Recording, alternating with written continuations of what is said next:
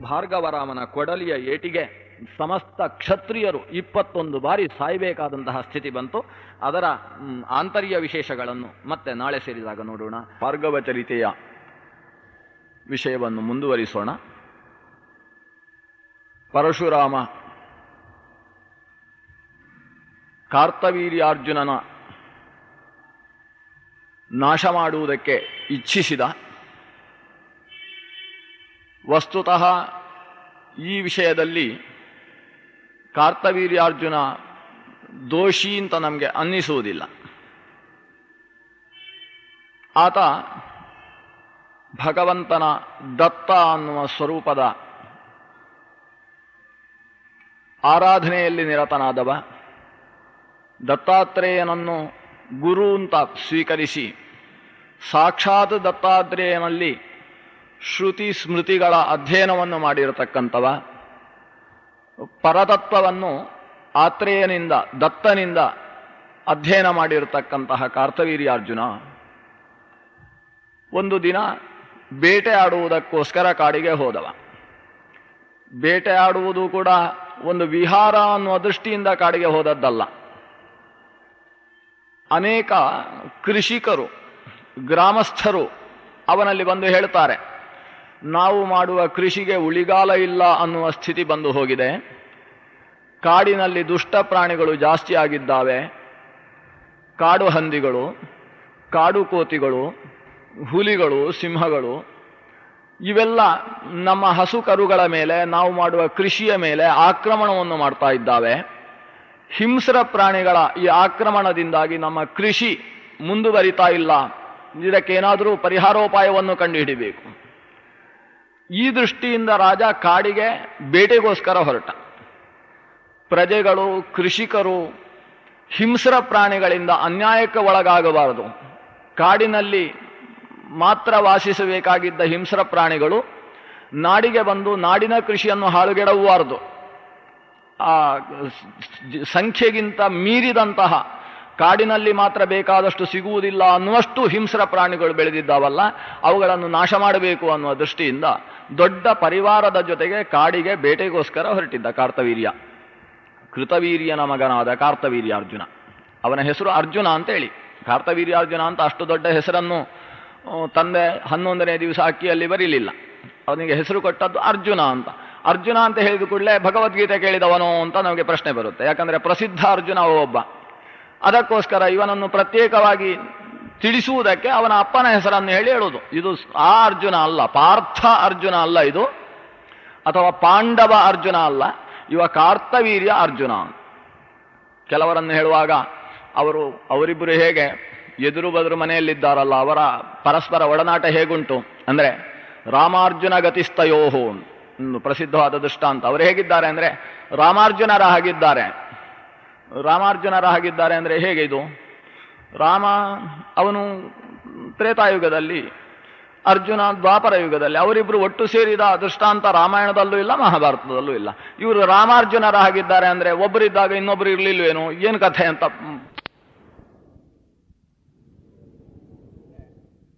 ಒಬ್ಬ ಪರಶುರಾಮ, ಮತ್ತೊಬ್ಬ ಕೃತವೀರ್ಯನ ಮಗನಾದ ಅರ್ಜುನ. ಅವರಿಬ್ಬರ ಹಾಗಿದ್ದಾರೆ ಅಂತ ಅರ್ಥ. ಅಂದರೆ ವಾಲಿ ಸುಗ್ರೀವರ ಹಾಗಿದ್ದಾರೆ. ಕಾರ್ತವೀರ್ಯಾರ್ಜುನನಿಗೂ ಪರಶುರಾಮನಿಗೂ ಆಗೋದಿಲ್ಲ. ಆದ್ರಿಂದ ಈ ಪರಶುರಾಮನಿಗೂ ಕೂಡ ಹೆಸರಿಟ್ಟದ್ದು, ಜಮದಗ್ನಿ ರೇಣುಕೆಯರು ಹೆಸರಿಟ್ಟದ್ದು ರಾಮ ಅಂತಷ್ಟೇ. ರಾಮ ಅಂದುಗುಡ್ಲೆ ನಮಗೆ ನೆನಪಾಗೋದು ದಾಶರಥಿ ರಾಮನ ನೆನಪಾಗುತ್ತೆ. ಅದಕ್ಕೋಸ್ಕರ ಅವನನ್ನು ಪ್ರತ್ಯೇಕವಾಗಿ ಹೇಳುವುದಕ್ಕೋಸ್ಕರ ಜಾಮದಗ್ನಿಯ ರಾಮ ಅಂತ ಕರೆಯೋದು, ಅಥವಾ ಪರಶುರಾಮ ಅಂತ ಕರೆಯೋದು, ಅಥವಾ ಭಾರ್ಗವ ರಾಮ ಅಂತ ಕರೆಯೋದು. ವಸ್ತುತಃ ಇವ ರಾಮ, ಅವನು ಅರ್ಜುನ. ಹೀಗೆ ರಾಮಾರ್ಜುನರ ಕಾಳಗ ಅಂತ ಹೇಳಿದ್ರೆ ಪರಶುರಾಮ ಮತ್ತು ಕಾರ್ತವೀರ್ಯಾರ್ಜುನಿಗೆ ಆಗಿರತಕ್ಕಂತಹ ಗಲಾಟೆ. ಈ ಕಾರ್ತವೀರ್ಯ ಬೇಟೆಗೋಸ್ಕರ ಬಂದವ. ಬಾಯಾರಿ, ನರ್ಮದಾ ನದಿಯ ತೀರದಲ್ಲಿ ಬಾಯಾರಿದ. ನರ್ಮದಾ ನದಿ ಕಿಂಚಿತ್ ದೂರದಲ್ಲಿದೆ. ನೀರು ಬೇಕಲ್ಲ ಅಂತ ಹೇಳಿದಾಗ ಸಮೀಪದಲ್ಲಿ ಒಂದು ಆಶ್ರಮ ಕಾಣಿಸಿತು. ಆಶ್ರಮಕ್ಕೆ ಹೋದ. ಅಲ್ಲಿ ಜಮದಗ್ನಿಗಳು, ಋಷಿಗಳು ರಾಜ ತಮ್ಮ ಆಶ್ರಮಕ್ಕೆ ಬಂದಂತಹ ಅತಿಥಿ ಅಂತ ಭಾವಿಸಿ ಉಪಚರಿಸಿದರು.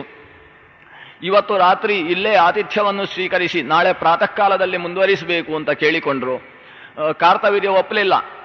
ನಮ್ಮವರು ಬಹಳಷ್ಟು ಮಂದಿ ಇದ್ದಾರೆ, ನಮ್ಮ ಸೇನೆಯಲ್ಲಿ ಕೆಲವು ನಿಷಾದ ಅನ್ನುವ ಜಾತಿಯೂ ಕೂಡ ಇದೆ, ಅವರಿಗೆ ಕೆಲವರಿಗೆ ಬೇಯಿಸದೇ ಇದ್ದ ಮಾಂಸವೇ ಆಗಬೇಕು. ಅದರಲ್ಲೂ ಜಿಂಕೆಗಳ ಮಾಂಸ ಅಂದರೆ ಬಹಳ ಇಷ್ಟ. ನಿಮ್ಮ ಈ ಆಶ್ರಮದಲ್ಲಿ ಎಲ್ಲಿ ಕಂಡರೂ ಅಲ್ಲಿ ಜಿಂಕೆಗಳು ಕಾಣಿಸ್ತಾ ಇದ್ದಾವೆ. ಆದ್ದರಿಂದ ನಮ್ಮವರಿಂದಾಗಿ ಒಂದು ರಾತ್ರಿಯಲ್ಲಿ ನಿಮ್ಮ ಈ ಆಶ್ರಮಕ್ಕೆ ತುಂಬ ತೊಂದರೆಯಾದೀತು. ದಯವಿಟ್ಟು ನಮಗೆ ಆತಿಥ್ಯವನ್ನು ಕೊಡ್ತಕ್ಕಂಥ ದೊಡ್ಡ ಭಾರವನ್ನು ತಲೆಯ ಮೇಲೆ ಹಾಕ್ಕೊಳ್ಳಬೇಡಿ ಅಂತ ರಾಜ ಕೇಳಿಕೊಳ್ತಾನೆ ಜಮದಗ್ನಿಗಳ ಹತ್ರ. ಜಮದಗ್ನಿಗಳು ಹೇಳ್ತಾರೆ, ಅದೇನೂ ಸಮಸ್ಯೆ ಇಲ್ಲ, ಅವರಿಗೆ ಹೊಟ್ಟೆಗೆ ಸರಿಯಾಗಿ ಬೀಳದೆ ಹೋದರೆ ನಮ್ಮ ಜಿಂಕೆಯ ಮೇಲೆ ಕಣ್ಣು ಬೀಳುತ್ತೆ. ಜಿಂಕೆಯ ಮಾಂಸಕ್ಕಿಂತ ಉತ್ತಮವಾದ ಆಹಾರ ಅವರಿಗೆ ಹೊಟ್ಟೆಗೆ ಬಿದ್ದರೆ ಆಗ ಸಮಸ್ಯೆ ಇಲ್ಲ. ಆದ್ರಿಂದ ನಿಮ್ಮ ಎಷ್ಟು ದೊಡ್ಡ ಪರಿವಾರ ಇದ್ದರೂ ಕೂಡ ಅವರಿಗೆ ನಾವು ನಮ್ಮ ತಪಶಕ್ತಿಯಿಂದ ಆತಿಥ್ಯವನ್ನು ಕೊಡುವುದಕ್ಕೆ ಶಕ್ತರಿದ್ದೇವೆ. ದಯವಿಟ್ಟು ಇಲ್ಲಿ ಆತಿಥ್ಯವನ್ನು ಸ್ವೀಕರಿಸಬೇಕು ಅಂತ ಜಮದಗ್ನಿಗಳು ಒತ್ತಾಯಿಸ್ತಾರೆ. ಋಷಿಗಳ ಒತ್ತಾಯಕ್ಕೆ ಅನುಗುಣವಾಗಿ ಕಾರ್ತವೀರ್ಯಾರ್ಜುನ ಸಪರಿವಾರನಾಗಿ ಅಲ್ಲಿ ಆತಿಥ್ಯವನ್ನು ಸ್ವೀಕರಿಸ್ತಾನೆ. ಕಾರ್ತವೀರ್ಯಾರ್ಜುನನ ಮುಂದೆಯೇ ತನ್ನ ಮನೆಯ ಹೋಮಧೇನುವನ್ನು ಕಾಮಧೇನುವನ್ನು ಕರೀತಾನೆ ಜಮದಗ್ನಿ. ಇವತ್ತು ಇಷ್ಟು ಮಂದಿ ಇಲ್ಲಿ ಆತಿಥ್ಯಕ್ಕೆ ಇದ್ದಾರೆ, ಅವರಿಗೆ ಯಾವ ರೀತಿಯಲ್ಲಿ ಆತಿಥ್ಯ ಕೊಡಬೇಕೋ ಅದಕ್ಕೆ ಬೇಕಾದ ಸಿದ್ಧತೆಯನ್ನು ನೀನು ಮಾಡಬೇಕು ಅಂತ ಜಮದಗ್ನಿ ಆದೇಶಿಸ್ತಾನೆ. ಕಾಮಧೇನು ಆ ಕ್ಷಣದಲ್ಲಿ ಮುಖವನ್ನು ಅಲುಗಾಡಿಸಿ ಆಗಬಹುದು ಅನ್ನುವ ಚಿಹ್ನೆಯನ್ನು ತೋರಿಸಿ ಹಿಂದಕ್ಕೆ ಹೋಯಿತು. ಅಷ್ಟರಲ್ಲೇನೆ ಈ ಆಶ್ರಮದ ಮುಂಭಾಗದಲ್ಲಿ ಒಂದು ವಿಶಿಷ್ಟವಾದ ರಾಜಭವನ ನಿರ್ಮಾಣ ಆಗಿ ಹೋಯ್ತಂತೆ. ಆ ಗೋವು ತನ್ನ ಕಣ್ಣಲ್ಲಿ ನೋಡ್ತಾ ನೋಡ್ತಾ ತನ್ನ ಶರೀರದ ಅವಯವಗಳಿಂದ ಯಾವ್ಯಾವುದೋ ಭಾಗಗಳನ್ನು ನಿರ್ಮಾಣ ಮಾಡಿ ಅದರಿಂದ ಕ್ಷಣ ಮಾತ್ರದಲ್ಲಿ ಒಂದು ರಾಜಭವನದ ನಿರ್ಮಾಣ ಆಗಿ ಹೋಯಿತು. ಆ ರಾಜಭವನದಲ್ಲಿ ಪರಿಚಾರಿಕೆಯರು ಏನು, ಪರಿಚಾರಕರು ಏನು, ನಾನಾ ಅದರಲ್ಲಿ ರಾಜರಿಗೆ, ಮಂತ್ರಿಗಳಿಗೆ, ಸೇನಾಧಿಪತಿಗಳಿಗೆ, ಪರಿಚಾರಕಗಳಿಗೆ, ಜೊತೆಗೆ ಬೇಟೆಗೆ ಬಂದ ನಾಯಿಗಳಿಗೆ ಎಲ್ಲವನ್ನೂ ವಿವರಣೆ ಕೊಟ್ಟಿದ್ದಾರೆ. ಎಲ್ಲರಿಗೂ ಇರುವುದಕ್ಕೆ ಬೇಕಾದ ಎಲ್ಲ ರೀತಿಯ ವ್ಯವಸ್ಥೆ, ನಾಯಿಗಳಿಗೆ ಬೇಕಾದ ವ್ಯವಸ್ಥೆ ಅವುಗಳಿಗೆ ಹೇಗಿರಬೇಕು ಅಂತ ಇವತ್ತಿನ ಜನ ಎಷ್ಟು ವ್ಯವಸ್ಥೆ ಮಾಡ್ತಾರೋ ಅದಕ್ಕಿಂತ ಸುಂದರವಾದ ವ್ಯವಸ್ಥೆಗಳಿದ್ವು ಅಂತ 4 ಶ್ಲೋಕದಲ್ಲಿ ನಾಯಿಗಳ ವ್ಯವಸ್ಥೆಯನ್ನು ವಿವರಿಸಿದ್ದಾರೆ. ಎಲ್ಲ ಬೇಟೆ ನಾಯಿಗಳಿಂದ ಹಿಡಿದು ಅಥವಾ ಈ ಕಡೆಯಿಂದ ರಾಜನಿಂದ ಹಿಡಿದು ಬೇಟೆ ನಾಯಿಗಳ ತನಕ ಎಲ್ಲವುಗಳಿಗೂ ಬೇಕಾದ ವ್ಯವಸ್ಥೆಯನ್ನು ಈ ಕಾಮಧೇನು ಮಾಡಿತು.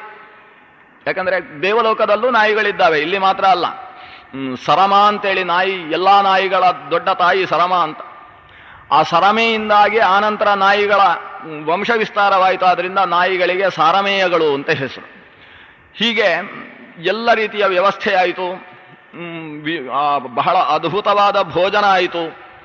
ಇವರು ಇಲ್ಲಿಯ ತನಕ ಹೇಳಿ ಕೇಳದ ಇದರ ಹೆಸರೇನು ಅಂತ ಬಡಿಸಿದವರ ಹತ್ರ ಕೇಳಬೇಕಾಗಿತ್ತಂತೆ, ಈ ಭಕ್ಷ್ಯದ ಹೆಸರೇನು ಅಂತ. ಹೀಗೆ ಕೇಳಿಕೊಂಡು ಇಲ್ಲಿಯ ತನಕ ತಾವು ಕೇಳದೇ ಇದ್ದಂತಹ ಅದ್ಭುತ ಭಕ್ಷ್ಯ ಭೋಜನವನ್ನು ನಡೆಸಿದ್ರು. ನಾನಾ ರೀತಿಯ ಮಾಂಸ ಮಿಶ್ರಿತವಾದ ಭೋಜನಗಳನ್ನು ಸ್ವೀಕರಿಸಿದರು. ರಾತ್ರಿ ಸುಮಾರು ಮಧ್ಯರಾತ್ರಿ ಕಳೆಯುವಲ್ಲಿಯ ತನಕ ನೃತ್ಯಗಳನ್ನು, ನಾಟ್ಯಗಳನ್ನು, ವಾದ್ಯಗಳನ್ನು ಕೇಳುವುದಕ್ಕೆ ಬೇಕಾದ ವ್ಯವಸ್ಥೆ ಇತ್ತು. ದೇವಲೋಕದ ಸುಂದರಿಯರಿಂದ ನೃತ್ಯದ ಏರ್ಪಾಟಾಗಿತ್ತು. ಇದೆಲ್ಲವೂ ಕೂಡ ಕಾಮಧೇನುವಿನ ಮಹಾತ್ಮೆ. ಆಮೇಲೆ ರಾತ್ರಿ ಒಬ್ಬೊಬ್ಬರಿಗೆ ಪ್ರತ್ಯೇಕವಾಗಿ ಮಲಗುವುದಕ್ಕೆ ಬೇಕಾದ ವ್ಯವಸ್ಥೆ, ಅಲ್ಲಿ ಬೇಕಾದ ಪರಿಚಾರಿಕೆಯರು, ಎಲ್ಲದರ ಸೃಷ್ಟಿಯನ್ನು ಕೂಡ ಕಾಮಧೇನು ನಿರ್ಮಿಸಿಕೊಟ್ಟಿತ್ತು. ಮರು ದಿವಸ ಪ್ರಾತಃ ಕಾಲ ಆಯಿತಂತೆ. ಬೆಳಗ್ಗೆ ಸೂರ್ಯೋದಯಾತ್ ಪ್ರಾಕ್ ಏಳತಕ್ಕಂಥದ್ದು ಕಾರ್ತವೀರ್ಯಾರ್ಜುನನ ಕ್ರಮ. ಇವತ್ತು ಯಾಕೋ ಅವನು ಹೇಳ್ತಾ ಇಲ್ಲ. ರಾತ್ರಿ ನೃತ್ಯಗೋಷ್ಠಿ ಏನು, ವಾದ್ಯಗೋಷ್ಠಿ ಏನು, ಜೊತೆಗೆ ಪಾನಗೋಷ್ಠಿ ಏನು, ಎಲ್ಲವನ್ನೂ ಈಡೇರಿಸಿ ಬೆಳಗ್ಗೆ ಎಚ್ಚರ ಆಗಲಿಲ್ಲ. ಎಚ್ಚರ ಆಗದೇ ಇದ್ದದ್ದನ್ನು ನೋಡಿ ವಂದಿಮಾಗದರು ಎಚ್ಚರಿಸುವುದಕ್ಕೆ ಶುರು ಮಾಡಿದರು. ಅವನ ಎಲ್ಲ ಪರಾಕುಗಳನ್ನು ಕೂಡ ಹೇಳಿಕೊಂಡು, ಸೂರ್ಯ ನಿನ್ನ ಚಂದ್ರ ನಿನ್ನ ಕೀರ್ತಿಯಿಂದಾಗಿ ಮುಳುಗಿ ಹೋಗಿದ್ದಾನೆ, ಸೂರ್ಯ ಏಳ್ತಾ ಇದ್ದಾನೆ, ನಿನ್ನ ಮುಖಚಂದ್ರವನ್ನು ಕಾಣುವುದಕ್ಕೋಸ್ಕರ ಸೂರ್ಯ ಕಾದಿದ್ದಾನೆ, ಬೇಗ ಏಳು ಅಂತ ಎಬ್ಬಿಸಿದ್ರು. ಇವ ಆ ಪರಾಕುಗಳನ್ನು ಕೇಳಿದ ಮೇಲೆ ಕಣ್ಣುಜ್ಜಿಕೊಂಡು ಎದ್ದವನೇ ಅವಸರ ಮಾಡಿಕೊಂಡು ಪ್ರಾತಃ ಕಾಲದ ಎಲ್ಲ ರೀತಿಯ ಕೃತ್ಯಗಳನ್ನು ನೆರವೇರಿಸಿ ಮನೆಯಿಂದ ಹೊರಗೆ ನರ್ಮದೆಯ ತೀರದ ತನಕ ಹೋಗಿ ಅಲ್ಲಿ ಸೂರ್ಯನಿಗೆ ಅರ್ಘ್ಯ ಪ್ರದಾನವನ್ನು ಮಾಡಿ, ಅಲ್ಲಿ ಅರ್ಘ್ಯ ಪ್ರದಾನ ಮಾಡಿದಾಗ ಒಬ್ಬನೇ ಇದ್ದಂತೆ. ಇದು ವಿಶೇಷವಾಗಿ ಪುರಾಣದಲ್ಲಿ ಹೇಳ್ತಾರೆ. ಎಲ್ಲ ಕಡೆಯಲ್ಲೂ ಇವನು ಅರ್ಘ್ಯ ಪ್ರದಾನ ಮಾಡುವುದಕ್ಕೆ ಹೋದಾಗ ಇವನ ಜೊತೆಗಾರರೆಲ್ಲರೂ ಬಂದು ಅರ್ಘ್ಯ ಪ್ರದಾನಕ್ಕೆ ಬರ್ತಿದ್ರು, ಕ್ಷತ್ರಿಯರು ಅವರೆಲ್ಲ. ಆದರೆ ಇವತ್ತಿನ ಸ್ಥಿತಿ ಹೇಗೆ ಅಂದರೆ ಯಾರೂ ಹಾಸಿಗೆ ಬಿಟ್ಟು ಹೇಳಲಿಲ್ಲ. ಯಾಕಂದ್ರೆ ಎಲ್ರಿಗೂ ಪರಾಕು ಹೇಳುವುದಕ್ಕೆ ವಂದಿಮಾಗದರೂ ಇರಲಿಲ್ಲ. ರಾಜನನ್ನು ಎಬ್ಬಿಸಿದ್ರು, ರಾಜ ಹೋದ, ಅರ್ಘ್ಯ ಪ್ರದಾನ ಮಾಡಿದ. ಅವನ ಹಿಂದೆ ಮತ್ತೆ ಯಾರೂ ಎದ್ದು ಬರಲಿಲ್ಲ, ಸೇನಾಪತಿಯೂ ಬರಲಿಲ್ಲ, ಮಂತ್ರಿಯೂ ಬರಲಿಲ್ಲ. ಯಾಕೆ ಪುರೋಹಿತರು ಬರಲಿಲ್ಲ ಅಂತೆ, ಗರ್ಗಾಚಾರ್ಯರು ಇವರ ಪುರೋಹಿತರು ಕೂಡ ಜೊತೆಗೆ ಬಂದಿದ್ರು. ಅದು ಪುರೋಹಿತರನ್ನು ಬಿಟ್ಟು ರಾಜ ಮಾತ್ರ ಎಲ್ಲಿಗೂ ಹೋಗಬಾರದು ಅನ್ನೋದು ಕಟ್ಟುಪಾಡಿನ ನಿಯಮ. ಹಾಗಾಗಿ ಬೇಟೆಗೆ ಹೋಗುವಾಗಲೂ ಪುರೋಹಿತರು ಜೊತೆಗೆ ಬರಬೇಕು. ಬಂದಿದ್ದಾರೆ. ಅವರೂ ಕೂಡ ಅರ್ಘ್ಯ ಪ್ರದಾನಕ್ಕೆ ರಾಜನ ಜೊತೆಗೆ ಬರಲಿಲ್ಲ. ರಾಜ ಅರ್ಘ್ಯ ಪ್ರದಾನ ಮಾಡಿ ಬಂದು ಮಂತ್ರಿಗಳನ್ನು ಎಲ್ಲಿ ಅಂತ ಕೇಳಿದರೆ ವಂದಿಮಾಗದರು ಇನ್ನೂ ಮಲಗಿದ್ದಾರೆ ಅಂತ ಹೇಳಿದ್ರಂತೆ. ಆಮೇಲೆ ಮಂತ್ರಿಗಳನ್ನು ಎಬ್ಬಿಸಿ ಉಳಿದವರನ್ನು ಎಬ್ಬಿಸುವ ವಾರ್ಡನ್ ಕೆಲಸವನ್ನು ರಾಜ ಮಾಡಬೇಕಾದ ಸ್ಥಿತಿ ಬಂತು. ಆಯಿತು. ಆಮೇಲೆ ಅಷ್ಟು ಹೊತ್ತಿಗೆ ಜಮದಗ್ನಿ ಮಹರ್ಷಿ ರಾಜನನ್ನು ಕಾಣಬೇಕು ಅಂತ ಬಯಸಿದ್ದಾನೆ ಅಂತ ಒಬ್ಬ ಮುನಿ ಬಾಲಕ ಬಂದು ಹೇಳ್ತಾನೆ. ರಾಜ ಹೋಗಿ ಗುರುಗಳ ದರ್ಶನವನ್ನು ಮಾಡ್ತಾನೆ. ಗುರುಗಳು ಹೇಳ್ತಾರೆ, ನೀವೆಲ್ಲ ನಗರದಲ್ಲಿ ವಾಸ ಮಾಡುವವರು, ನಮ್ಮ ಕಾಡಿನಲ್ಲಿ ವ್ಯವಸ್ಥೆ ಹೇಗಾಯ್ತೋ ಗೊತ್ತಿಲ್ಲ. ರಾಜ ದೀರ್ಘದಂಡ ಪ್ರಣಾಮ ಮಾಡಿ, ಇಂತಹ ಅದ್ಭುತವಾದ ವ್ಯವಸ್ಥೆ, ನಮ್ಮ ಜೊತೆಗೆ ಬಂದವರು ಯಾರೂ ಕೂಡ ಊರಿಗೆ ಬರುವುದಕ್ಕೆ ಒಪ್ಪುತ್ತಾ ಇಲ್ಲ. ಕಷ್ಟಪಟ್ಟು ಅವರನ್ನು ಊರಿಗೆ ನಾವು ಕರ್ಕೊಂಡು ಹೋಗಬೇಕಾದ ಸ್ಥಿತಿ ಬಂತು. ಇಷ್ಟು ಸುಂದರವಾದ ವ್ಯವಸ್ಥೆ ನಮಗೆ ಆಗಿದೆ ಅಂತ ಹೇಳ್ತಾನೆ. ಸರಿ, ರಾಜ, ನಾನು ಹೊರಡುವ ಇದ್ದೇನೆ, ಅನುಜ್ಞೆ ಕೊಡಬೇಕು. ತಾವು ಮಾಡಿದ ಆತಿಥ್ಯಕ್ಕೆ ನಾವು ಆಭಾರಿಗಳಾಗಿದ್ದೇವೆ ಅಂತ ಮತ್ತೊಮ್ಮೆ ದೀರ್ಘದಂಡ ಪ್ರಣಾಮ ಮಾಡಿ ತಾನು ಹೊರಟಾಗ ರಾಜ ಹೊರಟ ಮೇಲೆ ನಾವು ನಿಲ್ಲುವುದು ಹೇಗೆ ಅಂತ ಉಳಿದವರೆಲ್ಲ ಅನಿವಾರ್ಯವಾಗಿ ಮನೆ ಬಿಟ್ಟು ಹೊರಟರು. ಆದರೆ ಮಂತ್ರಿ ಒಬ್ಬ ಇದ್ದ, ಚಂದ್ರಗುಪ್ತ ಅಂತ ಮಂತ್ರಿಯ ಹೆಸರು, ಒಳ್ಳೆ ಹೆಸರಿಟ್ಟುಕೊಂಡಿದ್ದಾನೆ. ಆ ಮಂತ್ರಿ ಇವರು ಅಷ್ಟು ದೂರ ಹೋದರೂ ಕೂಡ ಹೋಗಲಿಲ್ಲ ಅಂತೆ, ನಿಂತ ಇಲ್ಲೇ. ಇದೆಲ್ಲ ಏನು ಕಾರ್ಯಭಾರ, ಇಷ್ಟು ಒಳ್ಳೆಯ ಮಂದಿರ ನಿರ್ಮಾಣ ಮಾಡಿದ್ದಾರೆ. ಈ ಮಂದಿರ ನಿರ್ಮಾಣ ಮಾಡಿದ ಮೇಲೆ ಇವರು ಮುಂದೆ ಇವರ ತಪಶ್ಚರ್ಯ ಇತ್ಯಾದಿಗಳನ್ನು ಹೇಗೆ ಇದರಲ್ಲಿ ನಿರ್ವಾಹ ಮಾಡ್ತಾರೆ ನೋಡಬೇಕು. ಅಷ್ಟಾದಾಗ ಕಾಮಧೇನು ಮತ್ತೆ ಇವರೆಲ್ಲ ಹೋದದ್ದನ್ನು ನೋಡಿದ ಮೇಲೆ ಕಾಮಧೇನು ಬಂದು ಮತ್ತೊಮ್ಮೆ ಎಲ್ಲ ಪಟ್ಟಣವನ್ನು ನಿರ್ಮಿತವಾದ ಎಲ್ಲ ರೀತಿಯ ಆಗಾರ ವ್ಯವಸ್ಥೆಯನ್ನು ನೋಡಿದ್ಲು. ಅವಳ ಕಣ್ಣುಗಳಲ್ಲಿ ಅವಳ ಬಾಯಿಗಳಲ್ಲಿ ಎಲ್ಲವೂ ಕೂಡ ಆಕೆ ಹೊಟ್ಟೆಗೆ ಹೋಗಿ ಸೇರಿಕೊಂಡಿತು. ಮತ್ತೆ ಹಿಂದೆ ಹೇಗೆ ಆ ಆಶ್ರಮ ಇತ್ತೋ ಅದೇ ರೀತಿಯ ಆಶ್ರಮ ಕಾಣಿಸಿತು. ಆಗ ಆ ಚಂದ್ರಗುಪ್ತ ಓ, ನಾನು ತಿಳ್ಕೊಳ್ಬೇಕಾದ ರಹಸ್ಯವನ್ನು ತಿಳಿದಾಯಿತು ಅಂತ ಹೇಳಿ ಹೊರಟು ಓಡಿ ಹೋಗಿ ರಾಜನ ಸಮೀಪಕ್ಕೆ ಹೋಗ್ತಾನೆ. ರಾಜ ಮನಸ್ಸಿನಲ್ಲಿ ಆಲೋಚನೆ ಮಾಡ್ತಾನೆ, ಎಂತಹ ತಪಸ್ವಿ, ತಪಶ್ಚರ್ಯೆಯ ಫಲ.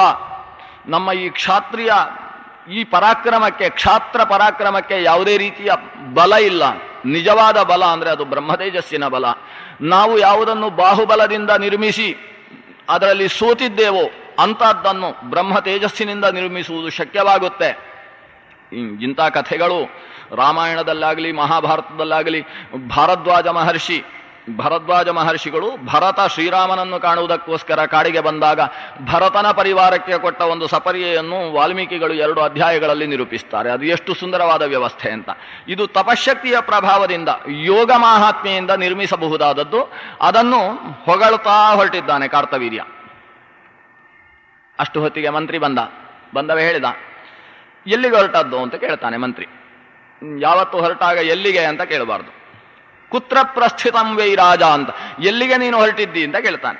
ರಾಜನಿಗೆ ಆಶ್ಚರ್ಯ ಆಯ್ತು. ನಾವು ಹೇಳಿ ಹೊರಟದ್ದು, ಈಗ ಮತ್ತೆ ನಮ್ಮ ರಾಜಧಾನಿಗೆ ಹೋಗೋಣ, ಮಾಹಿಷ್ಮತಿ ಪಟ್ಟಣಕ್ಕೆ ಹೊರಡೋಣ ಅಂತ ಹೊರಟಿದ್ದೇವೆ ಅಂತ. ಈ ಮಂತ್ರಿ ಕೇಳ್ತಾನೆ, ಎಲ್ಲಿಗೆ? ಮಾಹಿಷ್ಮತಿಗೆ ಹೊರಟದ್ದು. ಕಾಮಧೇನುವನ್ನು ಬಿಟ್ಟು ಮಾಹಿಷ್ಮತಿಗೆ ಹೋಗಬೇಕು, ಇಲ್ಲ ಕಾಡಿಗೆ ಹೋಗಿ ತಪಸ್ಸು ಮಾಡು ನೀನು, ಕಾಮಧೇನು ಸಿಗುವಲ್ಲಿಯ ತನಕ ನೀನು ಬರಬೇಡ ನಮ್ಮ ಪಟ್ಟಣಕ್ಕೆ ಅಂತ ಮಂತ್ರಿ ಹೇಳ್ತಾನೆ. ಮಂತ್ರಿ ರಾಜನ ಜುಟ್ಟು ಹಿಡಿತಾನೆ. ನೀನು ಈ ದೊಡ್ಡ ರಾಜ, ಯಾವುದೇ ದೊಡ್ಡ ರತ್ನ ಇತ್ತು ಅಂತಾದರೆ ಅದು ರಾಜನ ಹತ್ರ ಇರಬೇಕು. ಎಲ್ಲವನ್ನೂ ಸೃಷ್ಟಿ ಮಾಡುವ ಶಕ್ತಿಯುಳ್ಳಂತಹ ಈ ಕಾಮಧೇನು ಅದು ಕಾಡಿನಲ್ಲಿತ್ತು ಅಂತಾದರೆ ಪ್ರಜೆಗಳಿಗೆ ಅದರ ಪ್ರಯೋಜನ ಸಿಗುವುದಿಲ್ಲ. ಅದು ರಾಜನಲ್ಲಿತ್ತು ಅಂತಾದರೆ ಅದರಿಂದ ಬೇಕಾದ್ದನ್ನು ನಿರ್ಮಿಸಿ ಪ್ರಜೆಗಳ ಕ್ಷೇಮವನ್ನು ನಾವು ನೋಡಿಕೊಳ್ಳಬಹುದಾಗುತ್ತೆ. ಆದ್ರಿಂದ ಅದನ್ನು ಪಡೆಯುವಲ್ಲಿಯ ತನಕ ನೀನು ರಾಜ್ಯಕ್ಕೆ ಹೋಗಿ ಏನು ಪ್ರಯೋಜನ? ನೀನು ಮಾಡಬೇಕಾದದ್ದು ತಪಸ್ಸು ಮಾಡಿ ಆದರೂ ಕಾಮಧೇನುವನ್ನು ಪಡ್ಕೋ. ಆಮೇಲೆ ನಮ್ಮ ರಾಜ್ಯಕ್ಕೆ ಬಂದರೆ ಪ್ರಜೆಗಳಿಗೆ ಕ್ಷೇಮವಾಗುತ್ತೆ. ಪ್ರಜೆಗಳ ಕ್ಷೇಮ ಅದು ನಿನ್ನ ಉದ್ದೇಶ ಹೌದಾದರೆ ಕಾಮಧೇನುವನ್ನು ಪಡ್ಕೊಂಡು ಊರಿಗೆ ಬಾ. ರಾಜ ಮಂತ್ರಿಯ ಮುಂದೆ ಹೇಳ್ತಾನೆ, ಅದು ಬ್ರಹ್ಮಸ್ವ, ಬ್ರಹ್ಮ ದೇವತೆಗಳ ಆರಾಧನೆಗೋಸ್ಕರ ಇಟ್ಟುಕೊಂಡಿರತಕ್ಕಂತಹ ಸೊತ್ತು ಅದು. ಅದರ ಮೇಲೆ ರಾಜನಿಗೆ ಅಧಿಕಾರ ಇಲ್ಲ. ಸಮಗ್ರ ರಾಜ್ಯದ ಮೇಲೆ ಅಧಿಕಾರ ಇದೆ, ರಾಜ್ಯದಲ್ಲಿರುವ ಕಾಡಿನ ಮೇಲೆ ಅಧಿಕಾರ ಇದೆ, ಕಾಡಿನಲ್ಲಿರುವ ಆಶ್ರಮದ ಮೇಲೆ ಅಧಿಕಾರ ಇಲ್ಲ. ಯಾಕಂದರೆ ಈ ರಾಜ್ಯ ಸುಕ್ಷಿತಿಯಿಂದ ಇರುವುದಕ್ಕೆ ಕಾರಣವಾಗಿ ಆಶ್ರಮಗಳು ನಿಂತಿರ್ತವೆ. ಎಲ್ಲರೂ ತೆರಿಗೆ ಕೊಡಬೇಕು ನಮಗೆ. ಅವರು ಸಂಪಾದನೆ ಮಾಡಿದ 10ರಲ್ಲಿ 6ನೇ ಅಂಶ ಅದು ನಮಗೆ ಸೇರಬೇಕು. 100 ರೂಪಾಯಿ ಸಂಪಾದನೆ ಮಾಡಿದರೆ 6 ರೂಪಾಯಿ ನಮ್ಮ ಬೊಕ್ಕಸಕ್ಕೆ ಬಂದು ಬೀಳಬೇಕು. ಎಲ್ಲರಿಗೂ ತೆರಿಗೆ. ಆದರೆ ಆಶ್ರಮದಲ್ಲಿ ವಾಸ ಮಾಡತಕ್ಕಂತಹ ಬ್ರಹ್ಮಜ್ಞಾನಿಗಳಿಗೆ ತೆರಿಗೆ ಇಲ್ಲ. ಅವರು ಕೊಡುವ ತೆರಿಗೆ ಏನು ಅಂದರೆ, ಅವರು 100ರಷ್ಟು ತಪಸ್ಸು ಮಾಡಿದರೆ 6ರಷ್ಟು ತಪಶಕ್ತಿ ರಾಜನಿಗೆ ಬಂದು ಸೇರುತ್ತೆ. ಅವರು ತಾನಾಗಿ ಅದು ಕೊಡಬೇಕು ಅಂತಿಲ್ಲ, ಅದು ತಾನಾಗಿ ರಾಜನಿಗೆ, ಅವರು ರಾಜ ಹೋಗಿ ನಿಮ್ಮ ತೆರಿಗೆ ಕೊಡಿ ಅಂತ ಕೇಳಬೇಕು ಅಂತಿಲ್ಲ. ಅದು ರಾಜನಲ್ಲಿ ಆ ಶಕ್ತಿ ತಾನೇ ತಾನಾಗಿ ಸಂಚಿತವಾಗುತ್ತೆ. ಅವರು ಮಾಡುವ ತಪಶ್ಚರ್ಯೆಗೆ ವಿಘ್ನವಾಗುವ ಸ್ಥಿತಿಯಲ್ಲಿ ರಾಜ ರಾಜ್ಯಭಾರವನ್ನು ನಡೆಸ್ತಾ ಇದ್ದಾನೆ ಅಂತ ಆದರೆ ಅವನಲ್ಲಿ ಇರುವ ಶಕ್ತಿಯೂ ಕ್ಷೀಣಿಸುತ್ತೆ.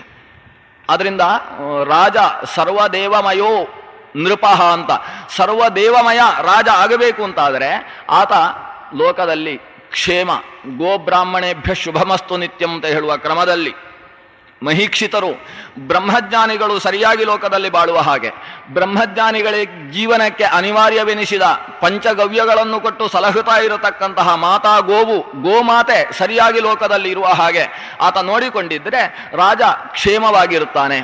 ಆದ್ದರಿಂದ ಬ್ರಾಹ್ಮಣನ ಸೊತ್ತು, ಅದು ಕೂಡ ಬ್ರಾಹ್ಮಣನ ಜೀವನಕ್ಕೆ ಹೋಮ ಕರ್ಮಗಳಿಗೆ ಅನಿವಾರ್ಯವೆನಿಸಿದ ಗೋವು, ಅದರ ಮೇಲೆ ನಾವು ಕೈ ಮಾಡುವುದು ಅಂದರೆ ಏನು? ಇಂಥ ಪಾಪವನ್ನು ನನಗೆ ಉಪದೇಶ ಮಾಡಬೇಡಿ ಮಂತ್ರಿಗಳೇ ಅಂತ ರಾಜ ಮಂತ್ರಿಗಳಿಗೆ ಹೇಳ್ತಾನೆ. ಮಂತ್ರಿ ಮತ್ತೆ ಪುನಃ ತಾನು ಹಿಡಿದ ಪಟ್ಟನ್ನು ಬಿಡುವುದಿಲ್ಲ. ಅಷ್ಟು ಹೊತ್ತಿಗೆ ರಾಜಪುರೋಹಿತರಾದ ಗರ್ಗಾಚಾರ್ಯರು ಎಚ್ಚರ ಹೇಳ್ತಾರೆ. ನ ವಿಷಂ ವಿಷಮಿತ್ಯಾಹುಹು ಬ್ರಹ್ಮಸ್ವಂ ವಿಷಮುಚ್ಯತೆ. ಸಾಮಾನ್ಯವಾದ ವಿಷ ನಿಜವಾಗಿ ವಿಷ ಅಲ್ಲ. ನಿಜವಾದ ವಿಷಯ ಯಾವುದು ಅಂದರೆ, ಬ್ರಹ್ಮಜ್ಞಾನಿಗಳು ದೇವತಾರಾಧನೆಗೋಸ್ಕರ ಇಟ್ಟುಕೊಂಡ, ಇದು ನನ್ನದು ಅನ್ನುವ ಮಮತೆಯನ್ನು ತ್ಯಾಗ ಮಾಡಿ ದೇವರು ನಮಗೆ ನ್ಯಾಸವಾಗಿ ಕೊಟ್ಟದ್ದು ಅಂತ ಭಾವಿಸಿಕೊಂಡು ಪೂಜೆ ಮಾಡ್ತಾ ಇರತಕ್ಕಂತಹ ವಸ್ತುಗಳ ಮೇಲೆ ಕೈ ಹಾಕುವಂತಹದ್ದಿದೆ ಅಲ್ಲ, ಅವರ ಬ್ರಹ್ಮಸ್ವ ಅನಿಸಿದ ಸೊತ್ತು ಇದೆ ಅಲ್ಲ, ಅದು ನಿಜವಾದ ವಿಷ. ಈ ಸಾಮಾನ್ಯವಾದ ವಿಷಯವನ್ನು ಕುಡಿದರೆ ಇವನ ಪ್ರಾಣ ಹೋದೀತು. ಆದರೆ ಬ್ರಹ್ಮಸ್ವವನ್ನು ಕುಡಿದ್ರೆ ಅರಗಿಸಿಕೊಳ್ಳುವುದು ಸುತರಾಮ್ ಸಾಧ್ಯ ಇಲ್ಲ. ಅದು ಅವನನ್ನು ಮಾತ್ರ ಕೊಲ್ಲುವುದಲ್ಲ, ಅವನ ಸಮಗ್ರ ವಂಶವನ್ನು ಭಸ್ಮ ಮಾಡಿ ಹಾಕುತ್ತೆ. ಆದ್ರಿಂದ ಬ್ರಹ್ಮಸ್ವದ ಮೇಲೆ ನೀನು ಮಾನಸ ಚಿಂತನೆಯನ್ನು ಕೂಡ ಮಾಡಬೇಡ. ನೀನು ಹೋಗಿ ಅದನ್ನು ಅಪಹರಿಸುವುದು ಎರಡನೆಯದ್ದು. ಮೊದಲನೆಯದ್ದಾಗಿ ಅದು ನನಗೆ ಬೇಕು ಅಂತ ಆಲೋಚನೆಯನ್ನು ಮಾಡಬೇಡ. ಇಂತಹ ದುಷ್ಟಕೂಟದ ಜೊತೆಗೆ ಸೇರಿ ನೀನು ಹಾಳಾಗ್ತಾ ಇದ್ದಿ ರಾಜ ಅಂತ ಗರ್ಗಾಚಾರ್ಯರು ಪುರೋಹಿತರು ರಾಜನಿಗೆ ಎಚ್ಚರ ಕೊಡ್ತಾರೆ. ಆದರೆ ಆ ಚಂದ್ರಗುಪ್ತ ಮಂತ್ರಿ ಸುಮ್ಮನಿರುವುದಿಲ್ಲ. ಅವ ಹೇಳ್ತಾನೆ, ಕೆಲವು ವಿಷಯದಲ್ಲಿ ಬ್ರಾಹ್ಮಣರ ಮಾತು ಕೇಳಬಾರದು ಅಂತ ಹೇಳ್ತಾನೆ ಅವ. ಏನು ಅಂದರೆ, ಬ್ರಾಹ್ಮಣರ ವಸ್ತುವಿನ ಮೇಲೆ ಕೈ ಮಾಡಬೇಕಾದರೆ ಮಾಡಬೇಕೋ ಬೇಡೋ ಅಂತೇಳಿ ಬ್ರಾಹ್ಮಣರ ಹತ್ರ ಕೇಳಬಾರ್ದು. ಈ ಪುರೋಹಿತರು ದಾರಿ ತಪ್ಪಿಸ್ತಾರೆ. ಯಾಕಂದ್ರೆ ಇವರು ತಮ್ಮ ಜಾತಿಯ ಬಗ್ಗೆ ಮಾತಾಡ್ತಾರೆ. ಬ್ರಾಹ್ಮಣೋಯಂ ಸ್ವಜಾತೀಯ ಹಿತಮೇವ ಸಮೀಕ್ಷತೆ ಮಹಾಂತಿ ರಾಜಕಾರ್ಯಾಣಿ ತೈಹಿ ದ್ವಿಜೈಹಿ ವೇತ್ತುಂ ನ ಶಕ್ಯತೆ. ದೊಡ್ಡ ದೊಡ್ಡ ರಾಜಕಾರ್ಯಗಳನ್ನು ಬ್ರಾಹ್ಮಣರಲ್ಲಿ ತಿಳಿತಾರೆ. ಅವರಿಗೆ ಎಷ್ಟು ಗೊತ್ತಿರುತ್ತೆ ಅಂದರೆ, ವಿನಾವೈ ಭೋಜನಾದಾನೇ ಕಾರ್ಯಂ ವಿಪ್ರೋ ನವಿಂದತಿ. ಅವರಿಗೆ 2 ವಿಷಯ ಗೊತ್ತಿರುತ್ತೆ, 3ನೇ ವಿಷಯ ಗೊತ್ತಿರುವುದಿಲ್ಲ. ಏನು 2 ವಿಷಯ ಅಂದರೆ, ಒಂದು ಎಲ್ಲಿ ಎಷ್ಟು ದಾನ ಸಿಗುತ್ತೆ ಅನ್ನೋದನ್ನು ಆಲೋಚನೆ ಹಾಕ್ತಾ ಇರ್ತಾರೆ. ಎರಡನೇದ್ದು ಎಲ್ಲಿ ಎಷ್ಟು ಊಟ ಸಿಗುತ್ತೆ ಅಂತ ಯೋಚನೆ ಮಾಡ್ತಾರೆ. ಭೋಜನ ಮತ್ತು ಆದಾನ ಈ ಎರಡನ್ನು ಬಿಟ್ಟು 3ನೇದ್ದು ಅವರ ತಲೆಗೆ ನಿಲುಕುವುದೇ ಇಲ್ಲ. ಆದ್ರಿಂದ ಹೋಗಿ ಹೋಗಿ ಬ್ರಾಹ್ಮಣರು ಹೇಳಿದ ಮಾತನ್ನು ರಾಜಕಾರ್ಯದಲ್ಲಿ ನೀನು ಮನಸ್ಸಿಗೆ ಹಾಕಿಕೊಳ್ತೀಯಲ್ಲ ಅಂತ ಆ ಪುರೋಹಿತರು ಗರ್ಗಾಚಾರ್ಯರ ಬಗ್ಗೆ ಇಷ್ಟು ಜುಗುಪ್ಸಿತವಾದ ಮಾತನ್ನು ಚಂದ್ರಗುಪ್ತ ಮಾತಾಡ್ತಾನೆ. ರಾಜ ಒಂದು ಸಲ ಕಣ್ಣು ಮುಚ್ಚಿಕೊಳ್ತಾನಂತೆ. ಯಾಕಂದ್ರೆ ಪುರೋಹಿತರು ಮುಂದೆ ಇರುವಾಗ ಅವರ ಬಗ್ಗೆ ಬರೀ ಕೈ ಹಿಡಿದು ದಾನ ತೆಗೊಳ್ಳುವುದಕ್ಕೆ ಆದಾರು, ಬರೀ ಊಟ ಮಾಡುವುದಕ್ಕೆ ಆದಾರು ಅಂತ ನಿಜವಾಗಿ ಗರ್ಗಾಚಾರ್ಯರು ಅವರ ಶರೀರ ನೋಡಿದವರು ಅಂತ ಇದ್ರು. ಇವರಿಗೆ ಊಟ ಆಗದೆ 4 ದಿವಸ ಆಯಿತೋ 5 ದಿವಸ ಆಯಿತೋ, ಭೀಷ್ಮ ಪಂಚಕ ಮಾಡಿ ಪಾರಣೆ ಮಾಡಲಿಲ್ಲೋ ಏನೋ ಅಂತ ಅನ್ಕೊಳ್ತಾ ಇದ್ರಂತೆ ಗರ್ಗಾಚಾರ್ಯರನ್ನು ನೋಡಿದೆ. ಹಾಗೆ ಅಂತಲೇ ಗರ್ಗಾಚಾರ್ಯರನ್ನು ತಮಾಷೆ ಮಾಡಿದವರು ಇದ್ದಾರೆ. ಯಾದವರೇ ತಮಾಷೆ ಮಾಡಿದರು. ಏನು ಗರ್ಗಾಚಾರ್ಯ, ಬಹಳ ತೆಳ್ಳಗಾಗಿ ಹೋಗಿದ್ದೀರಲ್ಲ, ನಿಮ್ಮ ಎಲುಬನ್ನು ಒಂದೊಂದ್ಲಿ ಒಂದೆರಡ್ಲಿ ಎರಡ ಅಂತ ಲೆಕ್ಕ ಮಾಡ್ಲಿಕ್ಕೆ ಬರುತ್ತೆ ಎಲುಬುಗಳು ನೋಡಿದರೆ. ಭಾರಿ ಏನು ಕ್ಲೇಶ ದುಃಖದಲ್ಲಿದ್ದಾಗಿದ್ದೀರಲ್ಲ, ಮಕ್ಕಳಾಗಲಿಲ್ಲ ಅಂತ ದುಃಖ ಅಲ್ವಾ ನಿಮಗೆ? ಬಹುಶಃ ನೀವು ನಪುಂಸಕರಿರಬೇಕು ಅಂತ ಯಾದವರು ಕೆಲವು ಪುಂಡರು ಅವರನ್ನು ತಮಾಷೆ ಮಾಡಿದ್ದುಂಟು. ತಮಾಷೆ ಮಾಡಿದ್ದು ಯಾಕೆ ಅಂದರೆ ಭಾರಿ ತೆಳ್ಳಗಿದ್ದಾರೆ ಅಂತ ಕಾರ್ಶ್ಯವನ್ನು ನೋಡಿಕೊಂಡು ಅವರನ್ನು ತಮಾಷೆ ಮಾಡಿದ್ರು. ಗರ್ಗಾಚಾರ್ಯರಿಗೆ ಸಿಟ್ಟು ಬಂತು. ಸಿಟ್ಟು ಎಲ್ಲಿಗೆ ಹೋಯಿತು ಅಂದರೆ ತನ್ನ ಪ್ರಿಯ ಶಿಷ್ಯನೆನಿಸಿದ ಕೃಷ್ಣನ ಮೇಲೆಗೆ ಸಿಟ್ಟು ಬಂತು. ಕೃಷ್ಣನ ಮೇಲೆ ಸಿಟ್ಟು ಬಂದು ತಪಸ್ಸು ಮಾಡಿ ಕೃಷ್ಣನನ್ನು ಕೊಲ್ಲುವ ಮಗ ಬೇಕು ಅಂತ ತಪಸ್ಸು ಮಾಡಿದ್ದು ಕೂಡ ಗರ್ಗಾಚಾರ್ಯರ ಉಲ್ಲೇಖ ಇದೆ. ಅಂತಹ ಗರ್ಗಾಚಾರ್ಯರು, ಅಷ್ಟು ತೆಳ್ಳಗೆ ಇರತಕ್ಕಂಥ ಗರ್ಗಾಚಾರ್ಯರ ಬಗ್ಗೆ, ತಪಸ್ಸಿನಿಂದ ಕೃಷದೇಹನಾದಂತಹ ಗರ್ಗಾಚಾರ್ಯರ ಬಗ್ಗೆ ಚಂದ್ರಗುಪ್ತ ಇಷ್ಟು ಕೆಳಮಟ್ಟದ ಮಾತುಗಳನ್ನು ಆಡ್ತಾನೆ. ಗರ್ಗಾಚಾರ್ಯರು ಮಾತಾಡುವುದಿಲ್ಲ, ಅವರು ಮೌನವಾಗಿ ಕೂತು ಬಿಡ್ತಾರೆ. ಇದೆಲ್ಲ ಅವನು ಆಡಿದ್ದು ಅವನಿಗಿರಲಿ, ಇದೆಲ್ಲ ಅವರು ವಿಜೃಂಭಿಸುವ ಕಾಲ. ನಮಗೆ ಪಾಪಿ ಚಿರಾಯುಹು ಸುಕೃತಿ ಗತಾಯುಹು ಅಂತ ಒಂದು ಗಾದೆ ಇದೆ. ಆದ್ರಿಂದ ಇವ ಬಹಳ ಕಾಲ ಬದುಕ್ತಾನೆ. ಬದುಕಿ ಸತ್ತ ಮೇಲೆ ಆನಂತರ ಮತ್ತೆ ನಾವು ಹೇಳುವಂತಹ ಕಾಲ ಇರುತ್ತೆ. ಇದು ದುಷ್ಟರ ಕಾಲ, ನಾವು ಸುಮ್ಮನಿರೋಣ ಅಂತ ಗರ್ಗಾಚಾರ್ಯರು ಕಣ್ಣು ಮುಚ್ಚಿಕೊಂಡು ಸುಮ್ಮನೆ ಕೂತರು. ಚಂದ್ರಗುಪ್ತನ ಮಾತನ್ನು ರಾಜ ಸ್ವಲ್ಪ ಮಾತ್ರ ಗ್ರಹಿಸಿದ. ಅವ ಹೇಳ್ತಾನೆ, ಹಾಗೆ ಬೇಡ, ಗೋವನ್ನು ಎಳ್ಕೊಂಡು ಬರುವುದು ಬೇಡ ಜಮದಗ್ನಿ ಹತ್ರ. ಆದರೆ ನೀನು ಹೇಳಿದ ಹಾಗೆ ಆ ಗೋವು ನಮ್ಮಲ್ಲಿ ಬೇಕು ಅನ್ನುವ ಅಂಶ ಮಾತ್ರ ಸರಿ. ಅದಕ್ಕೋಸ್ಕರ ನೀನು ಈಗ ಹೋಗು ಜಮದಗ್ನಿಗಳ ಸಮೀಪಕ್ಕೆ ಹೋಗಿ ಹೇಳು, ಆ ಗೋವನ್ನು ನಮಗೆ ಸಮರ್ಪಿಸಬೇಕು, ಅದಕ್ಕೆ ಪ್ರತಿಯಾಗಿ ಏನು ಬೇಕು ಹೇಳಿ, ಅದು ಏನನ್ನು ಬೇಕಾದರೂ ನಾವು ಕೊಡ್ತೇವೆ ಅಂತ ಹೇಳಿ. ಅದು 1,00,000 ಗೋವುಗಳನ್ನು ಬೇಕಾದರೆ ಕೇಳಲಿ, ಸುವರ್ಣದ ಆಭರಣಗಳಿಂದ ಭೂಷಿತವಾದ, ರೇಷ್ಮೆಯ ವಸ್ತ್ರಗಳಿಂದ ಆಚ್ಛಾದಿತವಾದ 1,00,000 ಸಂಖ್ಯಾಕವಾದ ಗೋವುಗಳನ್ನು ಕೇಳಿದರೂ ಸರಿ.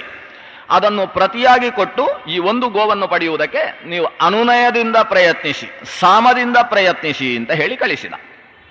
ಇದು ಒಂದೇ ಕಾರ್ತವೀರ್ಯ ಮಾಡಿದ ತಪ್ಪು. ಇದಕ್ಕಿಂತ ಹೆಚ್ಚು ಕಾರ್ತವೀರ್ಯ ಏನೂ ಮಾಡಲಿಲ್ಲ. ಇನ್ನು ಮಾಡಿದ್ದೆಲ್ಲ ಮಂತ್ರಿಗಳು.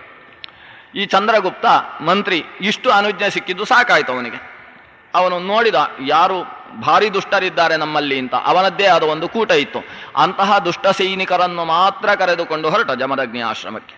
ಹೋಗಿ ಕೇಳ್ತಾನೆ, ಸಾಮದಿಂದ ಕೇಳ್ತಾನೆ, ನಮಗೆ ಆ ಗೋವನ್ನು ಅರ್ಪಿಸಬೇಕು ಅಂತ ರಾಜಾಜ್ಞೆ ಇದೆ ಅಂತ ಹೇಳ್ತಾನೆ.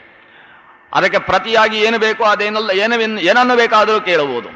ಜಮದಗ್ನಿ ಹೇಳ್ತಾನೆ, ಇದು ದೇವತೆಗಳ ಆರಾಧನೆಗೋಸ್ಕರ ನಮಗೆ ನ್ಯಾಸವಾಗಿ ಕೊಟ್ಟಂತಹ ಹಸು, ಅದನ್ನು ಕೊಡುವುದಕ್ಕೆ ನಮಗೆ ಅಧಿಕಾರ ಇಲ್ಲ. ಅದು ಒತ್ತೆ ಇಟ್ಟ ವಸ್ತು. ನೀವು ಬ್ಯಾಂಕಿನಲ್ಲಿ ಹೋಗಿ ನಮಗೊಂದಷ್ಟು ಆಭರಣ ಬೇಕು, ಭಾರಿ ಭಾರಿ ಖಜಾನೆಯಲ್ಲಿ ಆಭರಣ ಉಂಟಲ್ಲ, ಕೊಟ್ಟು ಬಿಡಿ ಅಂತ ಕೇಳಿದರೆ ಕೊಡ್ತಾರೇನು? ಅದು ಯಾರ್ಯಾರೋ ಒತ್ತೆ ಇಟ್ಟ ವಸ್ತು. ನೀವು ಎಷ್ಟು ದುಡ್ಡು ಕೆಟ್ಟರೂ ಅದನ್ನು ಕೊಡ್ಲಿಕ್ಕೆ ಬರೋಲ್ಲ. ಅದು ನ್ಯಾಸವಾಗಿ ಇಟ್ಟದ್ದು, ದೇವತೆಗಳ ಆರಾಧನೆಗೋಸ್ಕರ ಇಟ್ಟಿರ್ತಕ್ಕಂಥದ್ದು, ಅಡವು ಇಟ್ಟಂತಹ ವಸ್ತು ಅದು. ಅದನ್ನು ನಾವು ಕೊಡ್ಲಿಕ್ಕೆ ಬರುವುದಿಲ್ಲ. ಅದೆಲ್ಲ ಅರ್ಥ ಆಗ್ತಾ ಇರಲಿಲ್ಲ ಚಂದ್ರಗುಪ್ತನಿಗೆ. ಏನಾದರೂ ಮಾಡಿ ಹಸುವನ್ನು ಕರ್ಕೊಂಡು ಹೋಗಬೇಕು. ಅಲ್ಲ, ನಾವು ಅದು ಕೊಡ್ತೇವೆ ಇದು ಕೊಡ್ತೇವೆ, ನೋಡಿ ಈಗಾಗಲೇ ಇಷ್ಟು ತಂದಿದ್ದೇವೆ, ಅಡ್ವಾನ್ಸ್ ಆಗಿ ಇಷ್ಟು ಕೊಟ್ಟು ಹೋಗ್ತೇವೆ ಅಂತ ಏನೋ ತಂದದ್ದನ್ನು ತೋರಿಸಿದ. ಇಷ್ಟು ಕೊಡ್ತೇವೆ, ಈಗ ಉಳಿದದ್ದು ಅಷ್ಟು ಕೊಡ್ತೇವೆ, ಇದನ್ನು ತಗೊಂಡು ಹೋಗ್ತೇವೆ. ನಾನು ಪ್ರಾಣ ಹೋದರೂ ಕೂಡ ಈ ಹಸುವನ್ನು ಕೊಡುವುದಿಲ್ಲ ಅನ್ನೋ ಮಾತನ್ನು ಜಮದಗ್ನಿ ಹೇಳಿದಾಗ ಈತನಿಗೆ ಸಿಟ್ಟು ಬರುತ್ತೆ. ಜೀವನ್ನಾಹಂತು ದಾಸ್ಯಾಮಿ ವಾಸವಸ್ಯಾಪಿ ದುರ್ಮತೆ ಗುರುಣಾ ಯಾಚಿತಂ ಕಿಂತೆ ವಚಸ ನೃಪತೆ ಪುನಃ.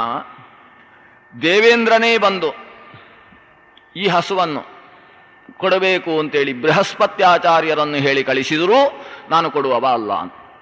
ದೇವೇಂದ್ರ ತಾನಾಗಿ ಬಂದು ಕೇಳುವುದಲ್ಲ, ಬೃಹಸ್ಪತ್ಯಾಚಾರ್ಯರನ್ನು ಹೇಳಿ ಕಳಿಸುವುದು, ದೇವಗುರುವನ್ನು ಕಳಿಸುವುದು. ಹಾಗೆ ಸಾಮಾನ್ಯ ಈ ಕಾರ್ತವೀರ್ಯ ಅವನು ನಿನ್ನನ್ನು ಹೇಳಿ ಕಳಿಸಿದ್ದಾನೆ ಇದನ್ನು ಕೊಡಬೇಕು ಅಂತ. ನಾನು ಕೊಡುವುದು ಬದುಕಿರುವಾಗ ಸುತರಾಂ ಸಾಧ್ಯ ಇಲ್ಲ. ಆಗ ಮಂತ್ರಿ ಬಹಳ ಕೆಟ್ಟದಾಗಿ ಕೇಳ್ತಾನೆ, ಹಾಗಾದರೆ ಸತ್ತ ಮೇಲೆ ಕಳಿಸ್ತೀಯೋ ಇದನ್ನು ಅಂತ ಕೇಳ್ತಾನೆ. ಎಷ್ಟು ಸಾಮಾನ್ಯ ಮನುಷ್ಯರು ಮಾತಾಡ್ತಾರಲ್ಲ, ನೀನು ಬದುಕಿರುವಾಗ ಬಿಡೋಲ್ಲ ಅಂತೆ, ಹಾಗಾದರೆ ನೀನು ಸ್ವೇಚ್ಛೆಯಿಂದ ಕೊಡುವುದಿಲ್ಲ, ಹಾಗೆ ಮೇಲೆ ಸತ್ತ ಮೇಲೆ ಕೊಡ್ತೀಯೋ? ಸತ್ತ ಮೇಲೆ ಕೊಡುವುದಿಲ್ಲ, ನೀನು ಕಳ್ಕೊಂಡು ಹೋಗಬಹುದು, ಅದರ ಪರಿಣಾಮವನ್ನು ಎದುರಿಸಬೇಕಾಗುತ್ತೆ. ಜಮದಗ್ನಿ ಮಾತಾಡ್ತಾನೆ. ಅಷ್ಟು ಹೇಳಿದ್ದೇ ತರ ಪ್ರಸಹ್ಯ ನೇತುಮಾರೇಭೇ ಮುನೇಸ್ತಸ್ಯ ತಪಸ್ವಿನೀಂ.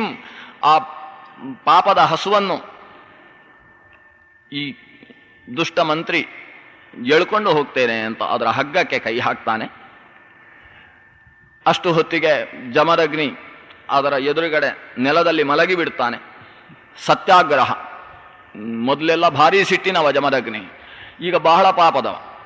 ಒಮ್ಮೆ ತನ್ನ ಮಡದಿಯ ಮೇಲೆ ಸಿಟ್ಟು ಮಾಡಿಕೊಂಡು ಮಡದಿಯನ್ನು ಕೊಂದು ಹಾಕಿ ಅಂತ ಮಕ್ಕಳಿಗೆ ಆದೇಶ ಮಾಡಿದ ಅಲ್ಲ, ಆಗ ಭಾರ್ಗವರಾಮ ತಾಯಿಯ ತಲೆಯನ್ನು ಕತ್ತರಿಸಿದ. ಆಮೇಲೆ ಮತ್ತೆ ರೇಣುಕೆ ಬದುಕಿದ್ಲು. ಈ ಸ್ಥಿತಿಯಲ್ಲಿ ಭಾರ್ಗವರಾಮ ಒಂದು ಕೇಳಿಕೊಂಡಿದ್ದ, ಅಪ್ಪ ನೀವು ಹೆಚ್ಚು ಸಿಟ್ಟು ಮಾಡಿಕೊಳ್ಳಬಾರದು ಚಿಕ್ಕ ಚಿಕ್ಕ ವಿಷಯಗಳಿಗೆ. ಆಗ ಜಮದಗ್ನಿ ಹೇಳಿದ್ದಂತೆ ರಾಮನ ಹತ್ರ, ಸರಿ ನಾನು ಇನ್ನು ಮುಂದೆ ಸಿಟ್ಟು ಮಾಡಿಕೊಳ್ಳುವುದನ್ನೇ ಬಿಟ್ಟು ಬಿಡ್ತೇನೆ ಅಂತ ಹೇಳಿದ್ದಂತೆ. ಅದನ್ನು ಬ್ರಹ್ಮಾಂಡ ಹೇಳುತ್ತೆ. ಅವತ್ತಿಂದ ರಾಮೇಣ ಅಭೂತ್ ತಥೋ ನಿತ್ಯಂ ಶಾಂತಯೇವ ಮಹಾತಪಾಹ ಅಂತ ಅವತ್ತಿಂದ ಪ್ರಾರಂಭಿಸಿ ಶಾಂತ ಶಿರೋಮಣಿಯಾಗಿ ಬೆಳೆದವ ಜಮದಗ್ನಿ. ಇವತ್ತು ಕೂಡ ಸಿಟ್ಟು ಮಾಡಿಕೊಳ್ಳಿಲ್ಲ, ಸತ್ಯಾಗ್ರಹ ಮಾಡಿದ, ಎದುರುಗಡೆ ಮಲಗಿದ. ಆಗ ಅವನ ಮೇಲೆಯೇ ಹಸುವನ್ನು ಎಳ್ಕೊಂಡು ಹೊರಟರು ಇವರು. ಎಳ್ಕೊಂಡಾಗ ಹಸುವಿನ ಕಾಲನ್ನು ಹಿಡ್ಕೊಂಡ. ಕಾಲು ಹಿಡ್ಕೊಂಡು ಇವ ಬಿಡ್ತಾ ಇಲ್ಲ ಅಂತ ಆದಾಗ ಅವನನ್ನು ಒರೆದು ಆ ಕಡೆ ಬಿಸಾಡಿ ಅಂತ ಮಂತ್ರಿ ಆದೇಶ ಮಾಡಿದ. ಅಷ್ಟು ಸಾಕಿತ್ತು ಇವರಿಗೆ. ಇವರು ಸುಟ್ಟು ಬಾ ಅಂತ ಹೇಳಿದ್ರೆ ಸುಟ್ಟು ಭಸ್ಮವನ್ನು ತಲೆಗೆ ಹಚ್ಚಿಕೊಂಡು ಹೀಗೆ ಹೇಗಾಯ್ತು ಅಂತ ಕೇಳುವ ಶಿಷ್ಯರು ಇವರೆಲ್ಲ ಸೇರಿದವರು. ಅವರು ಇವನಿಗೆ ಹೊಡಿರಿ ಅಂತ ಹೇಳಿದ್ದೇ ಸದಾ ಹಿಡ್ಕೊಂಡು ಹೊಡೆದ್ರು, ಜಜ್ಜಿದ್ರು, ಕೈಕಾಲು ಕತ್ತರಿಸಿದ್ರು. ಒಟ್ಟಿನಲ್ಲಿ ಜಮದಗ್ನಿ ಗತಚೇತನನಾಗಿ ನೆಲದಲ್ಲಿ ಬಿದ್ದ. ಒಂದು ದೊಡ್ಡ ಕೆಟ್ಟ ಕೆಲಸವನ್ನು ಈ ಕಾರ್ತವೀರ್ಯಾರ್ಜುನನ ಮಂತ್ರಿಯ ದುಷ್ಟ ಸಮುದಾಯ ನಡೆಸಿತು. ಲೋಕದಲ್ಲಿ ಎಲ್ಲಾ ಕಡೆಯಲ್ಲೂ ಕಣ್ಣೀರು ಹರಿಯಿತಂತೆ. ಪತಿವ್ರತಾ ಶಿರೋಮಣಿಯಾದಂತಹ ರೇಣುಕೆ ಆಶ್ರಮದಿಂದ ಇಷ್ಟು ಗಲಾಟೆ ಆದ ಮೇಲೆ ಹೊರಗೆ ಬರ್ತಾಳೆ. ರಕ್ತದ ಮಡುವಿನಲ್ಲಿ ತನ್ನ ಪತಿ ಬಿದ್ದಿದ್ದಾನೆ. ಗೋವನ್ನು ಎಳ್ಕೊಂಡು ಅಷ್ಟು ದೂರದಲ್ಲಿ ದುಷ್ಟ ಖಳರು ಸಾಗುತ್ತಾ ಇದ್ದಾರೆ. ಅಮ್ಮ ನಂದಿನಿ, ಅಮ್ಮ ಕಾಮಧೇನು ಅಂತ ಕೂಗ್ತಾಳೆ ಈಕೆ. ಅಷ್ಟು ಹೊತ್ತಿಗೆ ತಾಯಿಯ ಕೂಗನ್ನು ಕೇಳಿದ್ದೇ ತಡ ಆ ಹಸು ಇದ್ದಕ್ಕಿದ್ದ ಹಾಗೆ ಕಾಲಲ್ಲಿ ಆ ದುಷ್ಟರನ್ನು ಒದೆದು ತಾನು ಆಕಾಶಕ್ಕೆ ಹಾರಿ ಹೋಗುತ್ತೆ. ಅವರಿಗೆ ಹಸು ಸಿಗಲಿಲ್ಲ, ಹಸುವಿನ ಕರು ಸಿಕ್ಕಿತು. ಈ ಕರು ಇನ್ನು ಆಕಾಶಕ್ಕೆ ಹಾರಬಾರದು ಅಂತ ಅದರ 4 ಕಾಲುಗಳಿಗೂ ಸರಿಯಾಗಿ ಹಗ್ಗ ಕಟ್ಟಿ ಅದನ್ನು 4 ಸೈನಿಕರಿಗೂ ಕಟ್ಟಿ ಹಿಡ್ಕೊಂಡು ಹೊರಡುವುದಕ್ಕೆ ಶುರು ಮಾಡಿದ್ರು ಈ ಮಂತ್ರಿಗಳು. ಹಸು ಸಿಗದೆ ಹೋದ್ರೂ ಪರವಾಗಿಲ್ಲ, ಕರುವನ್ನು ಹಿಡ್ಕೊಂಡು ಹೊರಡ್ತೇವೆ ಅಂತ ಹೊರಟರು. ಇಲ್ಲಿ ಕರು ಹೋಯಿತು. ಈ ರೇಣುಕೆ ಮಾತ್ರ ದುಃಖದಿಂದ ವಿಲಾಪ ಮಾಡ್ತಾ ಇದ್ದಾಳೆ ಗಂಡನ ಈ ಸ್ಥಿತಿಯನ್ನು ಕಂಡು. ನಿನ್ನ ಶಾಂತಿಗೆ, ನಿನ್ನ ಸಿಟ್ಟು ಮಾಡಿಕೊಳ್ಳದೇ ಇರುವ ಈ ಸ್ಥಿತಿಗೆ, ನಿನ್ನ ಈ ಕ್ಷಮೆಗೆ ಧಿಕ್ಕಾರ ಇರಲಿ ಅಂತ ತನ್ನ ಗಂಡನಿಗೆ ಧಿಕ್ಕಾರ ಅಲ್ಲ, ಗಂಡನ ಕ್ಷಮೆಗೆ ಹಾ ಧಿಕ್ ಅತ್ಯಂತ ಶಾಂತತ್ವಂ ನೈವ ಕಾಂಕ್ಷೇತ ಈದೃಶಂ. ಇಂಥ ಸ್ಥಿತಿ ಯಾವ ಪತ್ನಿಗೂ ಬರಬಾರದು. ವೀರ್ಯ ಸಂಪನ್ನನಾದ ಪರಾಕ್ರಮಿಯಾದಂತಹ ತೇಜಸ್ವಿಯಾದಂತಹ ವ್ಯಕ್ತಿಗೆ ಈ ಸ್ಥಿತಿ ಬಂತು ಅಂತ ಹೇಳಿದರೆ ಲೋಕ ಬದುಕುವುದು ಹೇಗೆ? ಯಾವುದು ಲೋಕವನ್ನೆಲ್ಲ ಬೆಳಗಿಸಬೇಕಿತ್ತೋ, ಲೋಕದ ರಕ್ಷಣೆಯ ಭಾರವನ್ನು ತಾನು ಹೊತ್ತು ನಿಂತಿತ್ತೋ ಅಂತಹ ಕ್ಷಾತ್ರ ಶಕ್ತಿ ಅದೇ ಆಶ್ರಮದ ಒಳಕ್ಕೆ ಬಂದು ಲೋಕದ ಅಶಾಂತಿಗೆ ಕಾರಣವಾಗ್ತಾ ಇದೆ ಅಂತ ಹೇಳಿದರೆ ಇನ್ನು ನಮ್ಮನ್ನೆಲ್ಲ ರಕ್ಷಿಸತಕ್ಕಂಥದ್ದು ಯಾವುದಿದೆ? ಬೇಲಿಯೇ ಹೊಲಮೇಯ್ದಂತಹ ಸ್ಥಿತಿ ಆಯಿತಲ್ಲ ಅಂತ ದುಃಖಿಸುವುದಕ್ಕೆ ಪ್ರಾರಂಭಿಸಿದ್ಲು. ಮಗನಾದ ರಾಮನನ್ನು ನೆನೆಸಿಕೊಂಡ್ಲು. ಹಾ ರಾಮ ರಾಮ ರಾಮೇತಿ ಭೃಶಂ ದುಃಖ ಪರಿಪ್ಲುತ. ಓ ರಾಮ ಅಂತ 3 ಸಲ ರಾಮ ರಾಮ ಅಂತ ಕರೆದ್ಲು. 3 ಸಲ ರಾಮ ಅಂತ ಹೇಳಿದ್ರೆ ಸಾಕಂತೆ, ವಿಷ್ಣು ಸಹಸ್ರನಾಮ ಹೇಳಿದ ಪುಣ್ಯ ಬಂದು ಹೋಗುತ್ತೆ. ಅದ ರಾಮ, ಹಾ ರಾಮ ರಾಮ ರಾಮೇತಿ ಭೃಶಂ ದುಃಖ ಪರಿಪ್ಲುತ. ಭಾರೀ ದುಃಖದಿಂದ ರಾಮ ರಾಮ ಅಂತ ಕೂಗಾಡಿದ್ಲು. ಸಮಿದಾಹರಣಕ್ಕೋಸ್ಕರ ಅಕೃತವರ್ಣನ ಜೊತೆಗೆ ಸಾಗಿರತಕ್ಕಂತಹ ರಾಮ ಭಾರ್ಗವ ಆ ಕೂಡಲೇ ತಾಯಿಯ ಚಿತ್ಕಾರವನ್ನು ಕೇಳಿ ಓಡಿ ಬರ್ತಾನೆ. ರಾಮನನ್ನು ಕಂಡಾಗ ದುಃಖ ಉಮ್ಮಳಿಸುತ್ತೆ ಈಕೆಗೆ. ಎದೆಯನ್ನು ಬಡ್ಕೊಂಡು ಅಳುವುದಕ್ಕೆ ಪ್ರಾರಂಭಿಸ್ತಾಳೆ. ಭಾರ್ಗವ ರಾಮನು ಕಣ್ಣಲ್ಲಿ ನೀರು ಹಾಕಿಕೊಂಡು ನೋಡ್ತಾ ಇದ್ದಾನೆ. ಇವಳು ಅಳುವುದನ್ನು ನೋಡಿ ಅವ ಅಳುವುದಕ್ಕೆ ಶುರು ಮಾಡ್ತಾನೆ. ತಂದೆ ಬಿದ್ದಿದ್ದಾನೆ ಅಂತ ಅಳುವುದಲ್ಲ, ತಾಯಿಯ ಅಳುವಿಕೆಯನ್ನು ನೋಡಿ ಹೇಳ್ತಾ ಇದ್ದಾನೆ ಅವ. ಇವಳು ಎದೆ ಹೊಡಿಕೊಳ್ಳುವುದನ್ನು ಗಮನಿಸ್ತಾ ಇದ್ದಾನೆ. ಲೆಕ್ಕ ಹಾಕ್ತಾನೆ, 1 2 ಅಂತ 21 ಸಲ ಆಯ್ತಂತೆ. ತಾಯಿ 21 ಬಾರಿ ತ್ರಿಸಪ್ತಕೃತ್ವೋ ಯದಿದಂ ತ್ವಯಾ ವಕ್ಷಃ ಸಮಾಹತಂ ತಾವತ್ ಸಂಖ್ಯಮಹಂ ತಸ್ಮಾತ್ ಕ್ಷತ್ರಜಾತಂ ಅಶೇಷತಃ ಹನಿಷ್ಯೇ ಭುವಿ ಸರ್ವತ್ರ ಸತ್ಯಮೇತದ್ ಬ್ರವೀಮಿತೆ. ಆಗ ಒಂದು ಪ್ರತಿಜ್ಞೆ ಮಾಡ್ತಾನೆ, ನೀನು 21 ಬಾರಿ ಎದೆ ಹೊಡೆದುಕೊಂಡು ನನ್ನ ತಂದೆಗೋಸ್ಕರ, ನಿನ್ನ ಪತಿಗೋಸ್ಕರ ಅತ್ತಿಯಲ್ಲ ಅಮ್ಮ, ನನ್ನ ಮನಸ್ಸಿನ ಶಾಂತಮೂರ್ತಿ ಈ ಹೊಡೆತದಿಂದ ಭಗ್ನವಾಗಿ ನಿಂತಿದೆ. ತಂದೆಯ ಸಿಟ್ಟನ್ನು ಕಂಡ ಮೇಲೆ ನಾನು ಅಂದುಕೊಂಡಿದ್ದೆ ಜೀವನದಲ್ಲಿ ಸಿಟ್ಟು ಮಾಡಿಕೊಳ್ಳಲೇಬಾರದು, ಸಿಟ್ಟು ಅನ್ನೋದು ಎಲ್ಲ ರೀತಿಯ ಅರ್ಜನೆಗೆ ಬೆಂಕಿಯ ಹಾಗೆ ಅಂತ ಭಾವಿಸಿಕೊಂಡಿದ್ದೆ. ಆದರೆ ಇವತ್ತು ನಿನ್ನ ಪೆಟ್ಟಿನಿಂದ ನನ್ನ ಶಾಂತಮೂರ್ತಿ ಭಸ್ಮವಾಗಿದೆ, ಕ್ರೋಧಮೂರ್ತಿ ಎದ್ದು ನಿಂತಿದೆ. 21 ಬಾರಿ ನಿನ್ನ ಶರೀರವನ್ನು ಹೊಡೆದುಕೊಂಡಿದ್ದೀಯಮ್ಮ. ನಾನು 21 ಬಾರಿ ಯಾವ ಶಕ್ತಿ ಲೋಕದ ಪಾಲನೆ ಮಾಡಬೇಕಿತ್ತೋ ಅದು ಇವತ್ತು ಅದನ್ನು ನುಂಗುವುದಕ್ಕೆ ಹೊರಟಿದೆಯಲ್ಲ, ಆ ಸಮಗ್ರ ಕ್ಷಾತ್ರ ಶಕ್ತಿಯ ಧ್ವಂಸ ಮಾಡುವುದಕ್ಕೋಸ್ಕರ 21 ಬಾರಿ ಲೋಕದಲ್ಲಿ ತಿರುಗಾಡ್ತೇನೆ. ಇದು ಸತ್ಯಂ ಏತದ್ ಬ್ರವೀಮಿತೆ, ಇದರಲ್ಲಿ ಸುಳ್ಳಿಲ್ಲ ಅನ್ನುವ ಮಾತಾಡ್ತಾನೆ. ಇಷ್ಟರಿಂದ ಎಷ್ಟು ಸಮಾಧಾನ ಆಗಬೇಕು ಆ ತಾಯಿಗೆ. ಪಾಪ ಗಂಡ ಸತ್ತದ್ದಂತೂ ಸತ್ತದ್ದು. ಆಕೆ ಹೇಳ್ತಾಳೆ, ನೀನು ಮಾಡು ಆ ಕೆಲಸ, ಅದಕ್ಕೆ ಮಾತೃವಿನ ಆಶೀರ್ವಾದ ಇದೆ. ಆದರೆ ಈ ಶರೀರವನ್ನು ಸುಡುವಂತಹದ್ದು ಮೊದಲ ಕೆಲಸ. ಅದನ್ನು ಮುಗಿಸಿ ಆಮೇಲೆ ಹೊರಡು. ಸುಡಬೇಕಾದ್ರೆ ಈ ಶರೀರವನ್ನು ಉಳಿಸಿ ಅದನ್ನು ಮಾತ್ರ ಸುಡಬೇಡ. ಜೀವನದಲ್ಲಿ ನಾನು ಮತ್ತು ಆತ ಇಬ್ಬರು ಒಂದು ಎರಡು ಶರೀರವಾದರೂ ಕೂಡ ಒಂದು ಆತ್ಮದ ಹಾಗೆ ಬಾಳಿದವರು. ಮತ್ತೆ ಜಮದಗ್ನಿ ಇಲ್ಲದೆ ಇದ್ದಂತಹ ರೇಣುಕೆಯ ಮುಖವನ್ನು ಲೋಕ ನೋಡಬಾರದು. ಆದ್ರಿಂದ ಒಂದೇ ಚಿತೆಯಲ್ಲಿ ಈ ಎರಡು ಶರೀರಗಳನ್ನು ಕೂಡ ಭಸ್ಮ ಮಾಡುವ ಕೆಲಸವನ್ನು ಮೊದಲು ಮಾಡು. ಆಮೇಲೆ ನೀನು ಮಾಡಿದ ಪ್ರತಿಜ್ಞೆಯನ್ನು ನೆರವೇರಿಸುವುದಕ್ಕೆ ಮುಂದುವರಿ. ಆಗ ಭಾರ್ಗವರಾಮ ಆಕಾಶ ನೋಡಿದ. ತಂದೆ ಅಂತೂ ಹೋದದ್ದು, ಇನ್ನು ತಾಯಿಯನ್ನು ನೋಡುವ ಸ್ಥಿತಿ ಇಲ್ಲ ಅಂತಾದ್ರೆ ನಾನು ಮಾಡಿದ ಪ್ರತಿಜ್ಞೆಯನ್ನು ಯಾರು ನೋಡಬೇಕು? ಸಾಕ್ಷಿಯಾಗಿ ನಿಂತವಳು ತಾಯಿ. ಆಕಾಶ ನೋಡಿದಾಗ ಆಕಾಶದಿಂದ ಮಾತು ಕೇಳಿಸಿತಂತೆ, ಮಗಳೇ ಅವಸರಿಸಬೇಡ, ನಿನ್ನ ಗಂಡ ಮತ್ತೆ ಬದುಕುವವ ಇದ್ದಾನೆ. ಅಷ್ಟರಿಂದ ಸಮಾಧಾನ ಆಯಿತು ಆಕೆ. ಆ ಹೊತ್ತಿಗೆ ಸರಿಯಾಗಿ ಭೃಗು ಮಹರ್ಷಿ ಆ ದರ್ಭೆಯನ್ನು ಕೈಯಲ್ಲಿ ಹಿಡ್ಕೊಂಡು ದಾರಿಯಲ್ಲಿ ಸಾಗಿ ಬರ್ತಾ ಇದ್ದಾನೆ. ಈ ವಂಶದ ಮೂಲ ವರುಣನಿಂದ ಭೃಗು ಜನಿಸಿದ್ದಾನೆ. ಭೃಗುವಿನಿಂದಾಗಿ ಭಾರ್ಗವ ವಂಶ ಬೆಳೆದಿದೆ. ಆ ಭೃಗು ಮಹರ್ಷಿ ಅಲ್ಲಿ ಬರ್ತಾ ಇದ್ದಾನೆ. ಮೃತ ಸಂಜೀವಿನಿ ವಿದ್ಯೆಯಲ್ಲಿ ನುರಿತಂತಹ ವ್ಯಕ್ತಿ ಭೃಗುವಿನ ಮಗನಾಗಿರ್ತಕ್ಕಂತಹ ಶುಕ್ರಾಚಾರ್ಯ ಇಬ್ಬರು ಮೃತ ಸಂಜೀವಿನಿ ವಿದ್ಯೆಯಲ್ಲಿ ಪರಿಣತರು. ಅಂತಹ ಭೃಗು ಅಲ್ಲಿ ಬಂದಿದ್ದಾನೆ. ನಡೆದ ಅನಾಹುತವನ್ನು ಕಂಡಿದ್ದ ಮೂಲಕ ಅವನ ಇಲ್ಲಿದ್ದ ಗಾಯವನ್ನೆಲ್ಲ ದೂರ ಮಾಡ್ತಾನೆ ಭೃಗು. ಹಿಂದೆ ಇದ್ದ ವೈದ್ಯಶಾಸ್ತ್ರದಲ್ಲಿ ಅತ್ಯುತ್ಕೃಷ್ಟವಾದ ವೈದ್ಯಕೀಯತೆ ಅಂತೇಳಿದ್ರೆ ಇದು ಒಂದು ವಿಶಲ್ಯಕರಣಿ, ಮತ್ತೊಂದು ಮೃತ ಸಂಜೀವಿನಿ ಅಂತ. ಶರೀರದಲ್ಲಿ ಚೈತನ್ಯ ಹೋದ ಮೇಲೆಯೂ ಕೂಡ ಚೈತನ್ಯವನ್ನು ತುಂಬತಕ್ಕಂತಹ ಮಂತ್ರ ವಿಶೇಷ. ಅದರ ಜೊತೆಗೆ ಶರೀರದಲ್ಲಿ ಎಷ್ಟು ಗಾಯಗಳಾಗಿದ್ರು, ಶರೀರದಲ್ಲಿ ಎಷ್ಟು ವ್ಯಂಗತೆ ಅಂಗವಿಕಲತೆ ಉಂಟಾಗಿದ್ರೂ ಕೂಡ ಅದನ್ನು ಮತ್ತೆ ಸೇರಿಸಿ ಗಾಯವನ್ನು ಪರಿಹರಿಸತಕ್ಕಂತಹ ಮಂತ್ರ.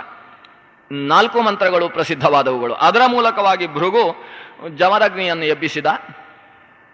ಭಾರ್ಗವರಾಮ ತಂದೆಯನ್ನು ನಮಸ್ಕರಿಸಿ, ನಾನು ಹೀಗೊಂದು ಪ್ರತಿಜ್ಞೆ ಮಾಡಿದ್ದೇನೆ ಅಪ್ಪ, ಇದನ್ನು ನೆರವೇರಿಸುವುದಕ್ಕೆ ಆಶೀರ್ವಾದ ಮಾಡು. ಜಮದಗ್ನಿ ಹೇಳ್ತಾನೆ, ಮಗ, ನಾನು ಅವತ್ತು ಸಿಟ್ಟು ಮಾಡಿಕೊಂಡು ಆದ ಅನಾಹುತ ನೆನಪುಂಟಲ್ಲ, ಇವತ್ತು ಯಾಕೆ ನೀನು ಸಿಟ್ಟು ಮಾಡಿಕೊಂಡಿ? ನಾನು ಯಾವುದೋ ಜನ್ಮದಲ್ಲಿ ಈ ಕಾರ್ತವೀರ್ಯಾರ್ಜುನನ ಭೃತ್ಯರನ್ನು ಹೊಡೆದು ಬೀಳಿಸಿದ್ದಿರಬಹುದು. ಅದರ ಫಲವನ್ನು ಇವತ್ತು ನಾನು ಅನುಭವಿಸಬೇಕಾಯಿತು. ಇದಕ್ಕೆ ಸಿಟ್ಟು ಮಾಡಿಕೊಳ್ಳುವಂತಹದ್ದು ಏನಿದೆ? ನಾವು ಮಾಡಿದ್ದನ್ನು ನಾವು ಉಣ್ಣುವುದು. ಅದರಲ್ಲಿ ನಿಮಿತ್ತ ಮಾತ್ರವಾಗಿ ಆ ವ್ಯಕ್ತಿಗಳು ನಿಲ್ತಾರೆ. ನಿನ್ನೆ ಗುರುಗಳು ಹೇಳಿದ್ರಲ್ಲ ಕರ್ಮ ಸಿದ್ಧಾಂತ, ಅದನ್ನು ಮಾತಾಡ್ತಾನೆ ಜಮದಗ್ನಿ. ನಾವು ಮಾಡಿದ ಕರ್ಮವನ್ನು ನಾವು ಅನುಭವಿಸಿದ್ದು, ಆ ಹೊಡೆದವರದ್ದು ಪಾಲಿ ಏನಿದೆ ಅವರಿಗೆ ಪುನಃ ನೀನು ಹೊಡೆದ್ರೆ ಮುಂದಿನ ಜನ್ಮದಲ್ಲಿ ಅವರಿಂದ ಹೊಡೆತ ತಿನ್ಬೇಕಾಗುತ್ತೆ. ಆದ್ರೆ ಇನ್ನೊಂದು ದೃಷ್ಟಿಯಿಂದ ಯೋಚನೆ ಮಾಡ್ಬೋದು, ಹಿಂದಿನ ಜನ್ಮದಲ್ಲಿ ಅವರು ಹೊಡೆದಿದ್ರು, ನಾನು ಇವತ್ತು ಹೊಡಿತೇನೆ ಅಂತ. ಆದ್ರೆ ಕರ್ಮ ಸಿದ್ಧಾಂತದಲ್ಲಿ ಆ ರೀತಿ ಆಲೋಚನೆ ಇಲ್ಲ. ಇವತ್ತು ನೀನು ಅವರಿಗೆ ಹೊಡೆದಿಂತಾದ್ರೆ ಮುಂದಿನ ಜನ್ಮದಲ್ಲಿ ಮತ್ತೆ ಅವರಿಂದ ಏಟು ತಿನ್ನಲೇಬೇಕು. ಇದೇ ನಿಟ್ಟಿನಿಂದ ಮಾಂಸಾಹಾರವನ್ನು ಶಾಸ್ತ್ರ ನಿಷೇಧ ಮಾಡುತ್ತೆ. ನೀನು ಮಾಂಸವನ್ನು ತಿನ್ನಬೇಡ, ಯಾಕಂದ್ರೆ ಅದಕ್ಕೆ ಮಾಂಸ ಅಂತ ಹೆಸರು. ಮಾಂಸ ಅಂದ್ರೆ ಏನು? ಮಾಂಸಃ ಅತ್ತಿ ಇತಿ ಮಾಂಸಃ ಅಂತ. ಅಂದ್ರೆ ಇವತ್ತು ಯಾವುದಾದ್ರೂ ಪ್ರಾಣಿಯನ್ನು ಕೊಂದು ಅದರ ಮಾಂಸವನ್ನು ನಾವು ತಿಂದ್ರೆ ಆಗ ಅದು ಹೇಳ್ಕೊಳ್ಳುತ್ತಂತೆ, ಇವತ್ತು ನಿನ್ನ ಕಾಲ, ಮತ್ತೆ ನಾನು ನೋಡ್ಕೊಳ್ತೇನೆ ಅಂತ ಹೇಳ್ಕೊಳ್ಳುತ್ತಂತೆ. ಇವತ್ತು ನೀನು ನನ್ನನ್ನು ಕೊಂದು ತಿಂದಿ, ಮುಂದಿನ ಜನ್ಮದಲ್ಲಿ ನೀನು ಹಂದಿಯಾಗಿ ಹುಟ್ಟುತ್ತಿ, ಆಗ ನಾನು ನಿನ್ನನ್ನು ಕತ್ತರಿಸಿ ತಿಂತೇನೆ. ಮಾಂ ಸಹ ಅತ್ತಿ ಅಂತ, ನನ್ನನ್ನು ಅವ ತಿಂತಾನೆ ಅಂತ ಅದು ಅರ್ಥ. ಮಾಂ ಅಂದ್ರೆ ನನ್ನನ್ನು, ಸಹ ಅಂದ್ರೆ ಅವ, ನನ್ನನ್ನು ಅವ ಅಂತ ಮಾಂಸ ಶಬ್ದದ ಅರ್ಥ ಇದು. ಹೀಗೆ ಅಂತ ಶಾಸ್ತ್ರ ಇದರ ಅರ್ಥವನ್ನು ಹೇಳಿ ಮಾಂಸಾಹಾರವನ್ನು ಬ್ರಹ್ಮತತ್ವದ ಕಡೆಗೆ ಸಾಗುವ ನಿಟ್ಟಿನಿಂದ 4 ಎಳೆಯ ಅಥವಾ 3 ಎಳೆಯ ಅಥವಾ 21 ಎಳೆಯ ದೀಕ್ಷಾ ಸೂತ್ರವನ್ನು ಧರಿಸಿದ ವ್ಯಕ್ತಿ ಅದನ್ನು ಸುತರಾಂ ತ್ಯಾಗ ಮಾಡಬೇಕು ಅಂತ ವಿಧಾನ ಮಾಡಿದೆ. ಇಲ್ಲಿ ಕರ್ಮ ಸಿದ್ಧಾಂತವನ್ನು ಜಮದಗ್ನಿ ಮಾತಾಡ್ತಾನೆ. ಭಾರ್ಗವರಾಮ ಹೇಳ್ತಾನೆ, ಅಪ್ಪ, ನೀವು ಶಾಂತಮೂರ್ತಿಗಳಾದ್ರಿಂದ ಇವತ್ತು ಇಂತಹ ಅನಾಹುತ ಇಲ್ಲಿ ನಡೆಯಿತು. ಇಲ್ಲದೆ ಹೋದರೆ ಆ ಸಾಮಾನ್ಯ ದುಷ್ಟ ಮಂತ್ರಿಗಳನ್ನು ನೀವು ತಪಶಕ್ತಿಯಿಂದ ಭಸ್ಮ ಮಾಡಬಹುದಿತ್ತು. ಅದಕ್ಕೆ ಅವಕಾಶ ಕೊಡಲಿಲ್ಲ. ಹಾಗಾದರೆ ತಪಶಕ್ತಿಯನ್ನು ವ್ಯರ್ಥ ಮಾಡಬಾರದು ಅನ್ನೋದು ನಿಮ್ಮ ಉದ್ದೇಶ ಹೌದಾದರೆ ನಾನು ಕೂಡ ತಪಸ್ಸಿನಿಂದ ಇವರನ್ನು ನಾಶ ಮಾಡುವುದಿಲ್ಲ. ನಾನು ಬಾಹುಬಲದಿಂದ ಅವರನ್ನು ನಾಶ ಮಾಡ್ತೇನೆ, ನನ್ನ ಪರಶುಬಲದಿಂದ ಅವರನ್ನು ನಾಶ ಮಾಡ್ತೇನೆ, ಆಶೀರ್ವಾದ ಮಾಡಿ ಅಂತ ಕೇಳ್ತಾನೆ. ಆಗ ಜಮದಗ್ನಿ ಒಂದು ಮಾತು ಹೇಳ್ತಾನೆ, ಈ ಸಮಗ್ರ ಮಾಡಿದ್ದು ಒಬ್ಬ ಅಪರಾಧ ಮಾಡಿದ, ಅದಕ್ಕೋಸ್ಕರ ಸಮಗ್ರ ಕ್ಷತ್ರಿಯ ವಂಶವನ್ನು ಧ್ವಂಸ ಮಾಡುವುದಕ್ಕೆ ಹೊರಟಿದೆಯಲ್ಲ, ಇದಕ್ಕೆ ಶಾಸ್ತ್ರ ಅನುಮತಿ ಕೊಡುವುದಿಲ್ಲ. ಯಾಕಂದರೆ ಸಮಗ್ರ ಕ್ಷತ್ರ ವಂಶವನ್ನು ನೀನು ಸೃಷ್ಟಿ ಮಾಡಿದವ ಅಲ್ಲ. ನೀನು ಸೃಷ್ಟಿ ಮಾಡಿದರೆ ಅದರ ಮೇಲೆ ಅಧಿಕಾರವನ್ನು ಕಿಂಚಿತ್ತಾದರೂ ನೀನು ತೋರಿಸಬಹುದಿತ್ತು. ಅದನ್ನು ಸೃಷ್ಟಿ ಮಾಡಿದವ ಸ್ವಯಂಭೂ. ಅವನಲ್ಲಿ ಒಂದು ಅನುಜ್ಞೆಯನ್ನು ಪಡಿ. ಕ್ಷತ್ರಿಯ ವಂಶವನ್ನು, ನಿನ್ನ ಮಕ್ಕಳನ್ನು ನಾನು ಕೊಲ್ಲುವ ಇದ್ದೇನೆ, ಇದಕ್ಕೆ ನಿನ್ನ ಅನುಮತಿ ಉಂಟು ಅಂತ ಕೇಳು. ಸಾಕ್ಷಾತ್ ಚತುರ್ಮುಖನೇ ಅನುಮತಿಸುವುದಾದರೆ ನನ್ನ ವಿರೋಧ ಇಲ್ಲ. ಅಷ್ಟು ಕೇಳಿದ್ದೇ ತಡ ಭಾರ್ಗವರಾಮ ಚತುರ್ಮುಖನನ್ನು ಹೋಗಿ ಸಂಧಿಸಿದ. ಇದಕ್ಕೋಸ್ಕರ ತಪಸ್ಸನ್ನೇನು ಮಾಡಲಿಲ್ಲ, ನೇರವಾಗಿ ಲೋಕಲೋಕಗಳನ್ನು ದಾಟಿಕೊಂಡು ಸತ್ಯಲೋಕವನ್ನು ಸಮೀಪಿಸಿದ. ಬಹಳ ಅದ್ಭುತವಾದ ವಿಷಯ. ಹಿಂದೆ ಶಿವನನ್ನು ಕಾಣಬೇಕು ಅಂತಾದರೆ ಭಾರಿ ಕಷ್ಟ ಆಯಿತು ಪರಶುರಾಮನಿಗೆ. ಭಾರಿ ತಪಸ್ಸು ಏನು, ಕೊನೆಗೆ ವ್ಯಾಧನಾಗಿ ಬರುವುದೇನು, ಗಲಾಟೆಗಳೇನು ಅಂತೆಲ್ಲ ಆಯಿತು. ಇಲ್ಲಿ ಅದಕ್ಕಿಂತ ಎತ್ತರದ ಚತುರ್ಮುಖನನ್ನು ಪರಶುರಾಮನಿಗೆ ಕಾಣಬೇಕಾದ್ರೆ ಏನೂ ಕಷ್ಟ ಇಲ್ಲ. ಇತೋ ವ್ರಜತ್ವಂ ಬ್ರಹ್ಮಾಣಂ ಪೃಚ್ಛ ತಾತ ಹಿತಾಹಿತಂ ಅಂತ ಕೇಳಿದ್ದೆ ತಡ ಇವ ಬ್ರಹ್ಮಲೋಕಕ್ಕೆ ಹೋದ. ಜಗಾಮ ಬ್ರಹ್ಮಣೋ ಲೋಕಂ ಅಗಮ್ಯಂ ಪ್ರಾಕೃತೈರ್ಜನೈಹಿ ಅಂತ. ಪ್ರಾಕೃತ ಜನರು ಯಾವ ಲೋಕವನ್ನು ಹೋಗಿ ಮುಟ್ಟುವುದಕ್ಕೆ ಸಾಧ್ಯ ಇಲ್ಲವೋ ಅಂತಹ ಜಾಗಕ್ಕೆ ಇವ ಹೋದ. ಅಂದ್ರೆ ಏನರ್ಥ? ಇವ ಪ್ರಾಕೃತ ಜನ ಅಲ್ಲ ಅಂತ ಅರ್ಥ. ಪ್ರಾಕೃತ ಜನರು ಎಲ್ಲಿಗೆ ಹೋಗಲಾರರೋ ಅಲ್ಲಿಗೆ ಹೋದ. ಅಂದ್ರೆ ಪ್ರಕೃತಿಗಿಂತಲೂ ಹಿಂದೆ ಇದ್ದವ, ಯಾವತ್ತು ಅಜ ಅಪ್ರಾಕೃತ ಪುರುಷ ಅಂತಹ ಭಗವಂತ ರಾಮ ಅವನು ಬ್ರಹ್ಮನ ಹತ್ರ ಹೋದ. ಹೀಗೆ ನಾನು ಕೊಲ್ಲುವುದಕ್ಕೆ ಆಲೋಚಿಸಿದ್ದೇನೆ, ಪ್ರತಿಜ್ಞೆ ಮಾಡಿದ್ದಾಗಿದೆ, ನಿನ್ನ ಅಭಿಪ್ರಾಯ ಹೇಳಬೇಕು ಅಂತ ಕೇಳ್ತಾನೆ. ಚತುರ್ಮುಖ ಹೇಳ್ತಾನೆ, ಒಬ್ಬ ರಾಜ ತಪ್ಪು ಮಾಡಿದ್ದು, ಎಲ್ಲರನ್ನೂ ಕೊಲ್ಲಬೇಕು ಅಂತ ನೀನು ಮನಸ್ಸು ಮಾಡಿದ್ದಿ, ಇದಕ್ಕೆ ಕೃಷ್ಣನ ಅನುಗ್ರಹ ಇಲ್ಲದೆ ಹೋದರೆ ಸಾಧ್ಯ ಆಗುವುದಿಲ್ಲ ಅಂತ ಹೇಳ್ತಾನೆ ಚತುರ್ಮುಖ. ಯಾಕೆ ಅಂತೇಳಿದರೆ, ನೀನು ಕೊಲ್ಲುವುದಕ್ಕೆ ಹೊರಟ ಕಾರ್ತವೀರ್ಯಾರ್ಜುನ ಸಾಮಾನ್ಯ ವ್ಯಕ್ತಿಯಲ್ಲ. ಅದು ಆ ಕೃಷ್ಣನ ಬಲಗೈಯಲ್ಲಿರುವ ಆಯುಧವೇ ಅವತಾರವೆತ್ತಿದ ಸ್ವರೂಪ. ಅದು ಸುದರ್ಶನ ಚಕ್ರದ ಅವತಾರ. ಅದು ಸುದರ್ಶನ ಚಕ್ರ ಅವತರಿಸುವುದು ಅಂದರೆ ಚಕ್ರವೇ ಉರುಟಾಗಿ ಬಂದು ಇಲ್ಲಿ ಹುಟ್ಟುವುದು ಅಂತ ಅರ್ಥ ಅಲ್ಲ. ಚಕ್ರ ಅಂದರೆ ಅದಕ್ಕೊಬ್ಬ ಅಭಿಮಾನಿ ದೇವತೆ ಇರ್ತಾನೆ. ಲಕ್ಷ್ಮಿಯಿಂದ ಹಿಡಿದು ಅನೇಕ ದೇವತೆಗಳು ಅಭಿಮಾನಿಗಳಾಗಿರ್ತಾರೆ. ಅದರಲ್ಲಿ ಒಬ್ಬ ದೇವ ಅವತರಿಸಿದ್ದಾನೆ. ಆದ್ರಿಂದ ಅದಕ್ಕೆ ಸುದರ್ಶನನ ಅವತಾರ ಅಂತ ಹೆಸರು. ಕಾರ್ತವೀರ್ಯಾರ್ಜುನ ಅವನು ಭಗವಂತನ ಚಕ್ರದ ಅವತಾರ. ಆದ್ರಿಂದ ಅವನ ಹತ್ರ ಹೋಗಿ ಕೇಳು, ಕೃಷ್ಣನ ಹತ್ರ, ನಾನು ಕೊಲ್ಲಬಹುದು ಅಂತ ಅವನು ಹೇಳಿದರೆ ನೀನು ಕೊಲ್ಲಬಹುದು. ಅದೇ ಕೃಷ್ಣ ಇವತ್ತು ದತ್ತನಾಗಿ ಜನಿಸಿದ್ದಾನೆ, ದತ್ತಾತ್ರೇಯನಾಗಿ ಜನಿಸಿದ್ದಾನೆ. ಅವನ ಸಾಕ್ಷಾತ್ ಶಿಷ್ಯ ಈತ. ಆದ್ರಿಂದ ಈತ ಯುದ್ಧ ಮಾಡಬೇಕಾದ್ರೆ ಇವನ ಸುತ್ತ ದತ್ತ ಕವಚ ಅವನನ್ನು ಆವರಿಸಿಕೊಂಡು ಇರುತ್ತೆ. ದತ್ತಾತ್ರೇಯನ ಮಂತ್ರಶಕ್ತಿ ಅನ್ನುವ ಕವಚ ಅದು ಆವರಿಸಿಕೊಂಡಿರುತ್ತೆ. ಆದ್ರಿಂದ ಕೃಷ್ಣನ ಅನುಗ್ರಹ ಇಲ್ಲದೆ ನೀನು ಇವನನ್ನು ಕೊಲ್ಲುವುದು ಸಾಧ್ಯ ಇಲ್ಲ. ಆದ್ರಿಂದ ಕೃಷ್ಣನ ಹತ್ರ ಹೋಗಿ ಕೇಳು. ಕೃಷ್ಣನ ಹತ್ರ ಕೇಳುವುದು ಅಂದರೆ ಕೃಷ್ಣನಿಗೋಸ್ಕರ ಮಂತ್ರವನ್ನು ಜಪ ಮಾಡು. ಅದಕ್ಕೆ ಶ್ರೀಕೃಷ್ಣ ಕವಚ ಅಂತ ಒಂದು ಮಂತ್ರ, ಮತ್ತೊಂದು ಶ್ರೀಕೃಷ್ಣ ಮೂಲ ಮಂತ್ರ ಅಂತ ಎರಡು ಮಂತ್ರಗಳು. ಶ್ರೀಕೃಷ್ಣ ಕವಚಂ, ಶ್ರೀಕೃಷ್ಣ ಮಂತ್ರಂ ಕವಚಂ ಗೃಹವತ್ಸ ಗುರೋಹು ಹರಾತ್ ಅಂತ. ನಿನಗೆ ಗುರುವಾದವ ರುದ್ರದೇವ. ಆದ್ರಿಂದ ರುದ್ರದೇವನನ್ನು ಮತ್ತೊಬ್ಬೆ ಸಂಧಿಸಿ ರುದ್ರನ ಮೂಲಕವಾಗಿ ಕೃಷ್ಣ ಮಂತ್ರದ ಮತ್ತು ಕೃಷ್ಣ ಕವಚದ ಉಪದೇಶವನ್ನು ಪಡ್ಕೊ. ಅದನ್ನು ಸಿದ್ಧಿ ಮಾಡಿಕೊಂಡು ಆಮೇಲೆ ಈ ಕಾರ್ತವೀರ್ಯಾರ್ಜುನ ಜೊತೆಗೆ ಯುದ್ಧಕ್ಕೆ ಹೊರಡು, ನಿನಗೆ ಶ್ರೇಯಸ್ಸಾಗುತ್ತೆ ಅಂತ ಚತುರ್ಮುಖ ಹೇಳಿದ. ಸರಿ, ಭಾರ್ಗವರಾಮ ಇಳಿದ.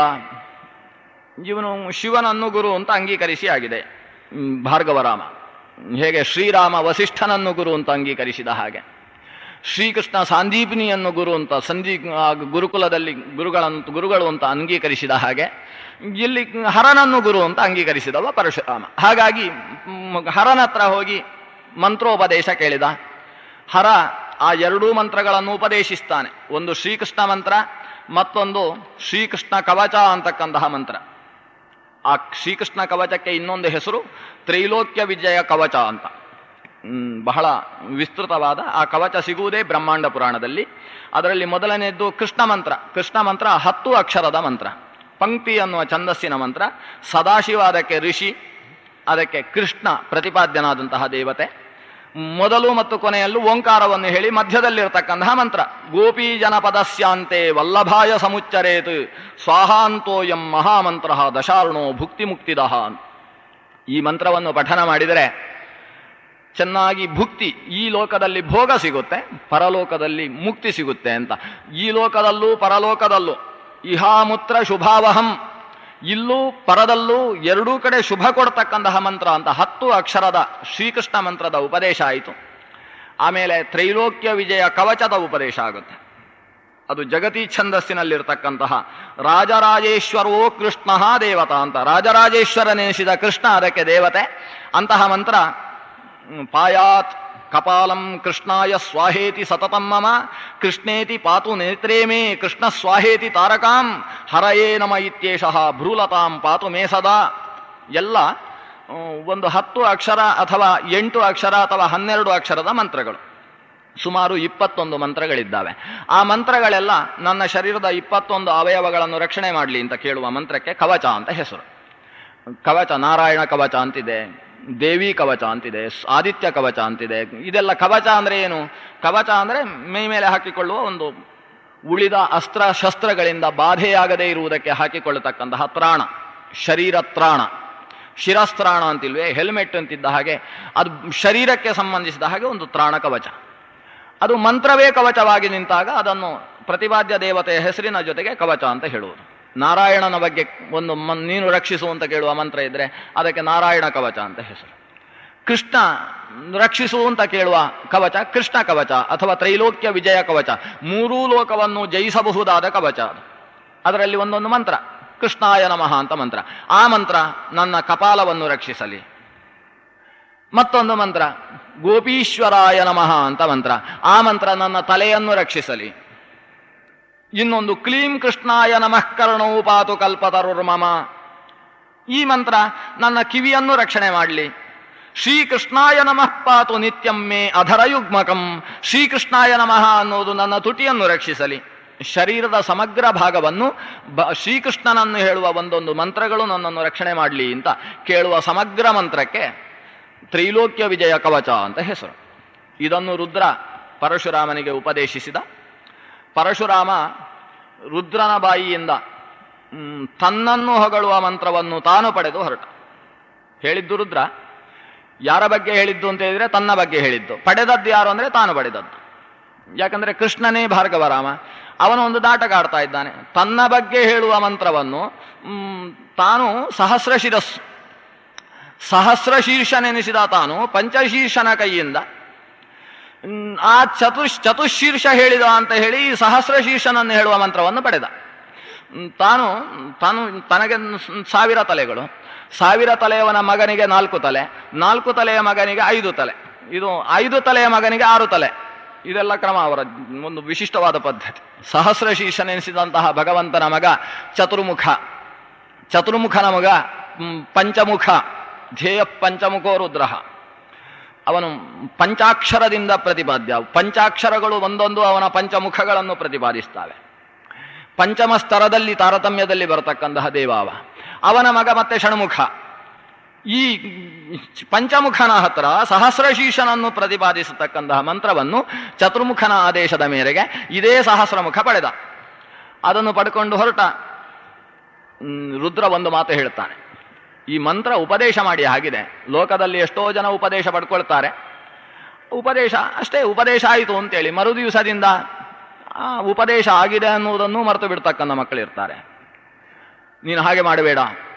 ಎಷ್ಟೋ ಸಲ ಉಪನಯನದಲ್ಲಿ ಉಪದೇಶ ಆಗುತ್ತೆ. ಆದದ್ದು ಆಮೇಲೆ ತನ್ನ ಮಗನ ಉಪದೇಶದ ಹೊತ್ತಿಗೆ ನನಗೆ ಉಪನಯನ ಮಾಡಿದ್ದಾರೋ ಇಲ್ಲೋ ಅಂತ ಕೆಲವರಿಗೆ ಮರೆತು ಹೋಗಿರುತ್ತೆ.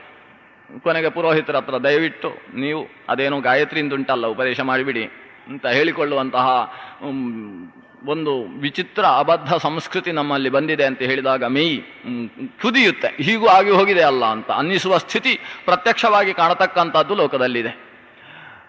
ಈ ರುದ್ರ ಹೇಳ್ತಾನೆ, ನಾನು ಮಂತ್ರ ಕೊಟ್ಟಿದ್ದೇನೆ, ಇದನ್ನು 10 ಲಕ್ಷದಷ್ಟು ಜಪಿಸು, ಸಿದ್ಧಿಯಾಗುತ್ತೆ. ಮಂತ್ರ ಸಿದ್ಧವಾದ ಮೇಲೆ ಕಾರ್ತವೀರ್ಯನ ಜೊತೆಗೆ ಹೋರಾಡುವುದಕ್ಕೆ ಹೋಗು. ಪರಶುರಾಮ ಮಂತ್ರ ಸಿದ್ಧಿಗೋಸ್ಕರ ಮತ್ತೆ ಹಿಮಾಲಯದ ತಟದಲ್ಲಿ ನಿಲ್ತಾನೆ. 10 ಲಕ್ಷ ಅಲ್ಲ 20 ಲಕ್ಷ ಜಪ ಆಯಿತು, ಮಂತ್ರ ಸಿದ್ಧಿ ಆಗಲಿಲ್ಲ. ಮಂತ್ರ ಸಿದ್ಧಿ ಆಗಲಿಲ್ಲ ಅಂತ ಆದಾಗ ಕಣ್ಣು ಬಿಟ್ಟ, ಏನು ಸಿದ್ಧಿ ಆಗ್ತಾ ಇಲ್ಲ ಅಲ್ಲ ಅಂತ. ಎದುರುಗಡೆ 2 ಜಿಂಕೆಗಳು ಓಡಿ ಬರ್ತಾ ಇದ್ದಾವಂತೆ. ಜಿಂಕೆಗಳು ಹೆದರ್ಕೊಂಡು ಓಡಿ ಬರ್ತಾ ಇದ್ದಾವೆ. ಹಿಂದಿನಿಂದ ಯಾವನೋ ಒಬ್ಬ ವ್ಯಾಧ ಅದಕ್ಕೆ ಗುರಿಯಿಟ್ಟು ಬಾಣ ಹಿಡ್ಕೊಂಡು ನಿಂತಿದ್ದಾನೆ. ಪರಶುರಾಮನ ಹತ್ರ ಓಡಿ ಬಂದಂತಹ ಜಿಂಕೆಗಳು ಪರಶುರಾಮನನ್ನು ನೋಡಿದವು. ಆಗ ಹೆಣ್ಣು ಜಿಂಕೆ ಗಂಡು ಜಿಂಕೆ ಹತ್ರ ಹೇಳುತ್ತೆ, ಓಡುವುದು ಬೇಡ, ನಿಲ್ಲುವ ಇಲ್ಲಿ.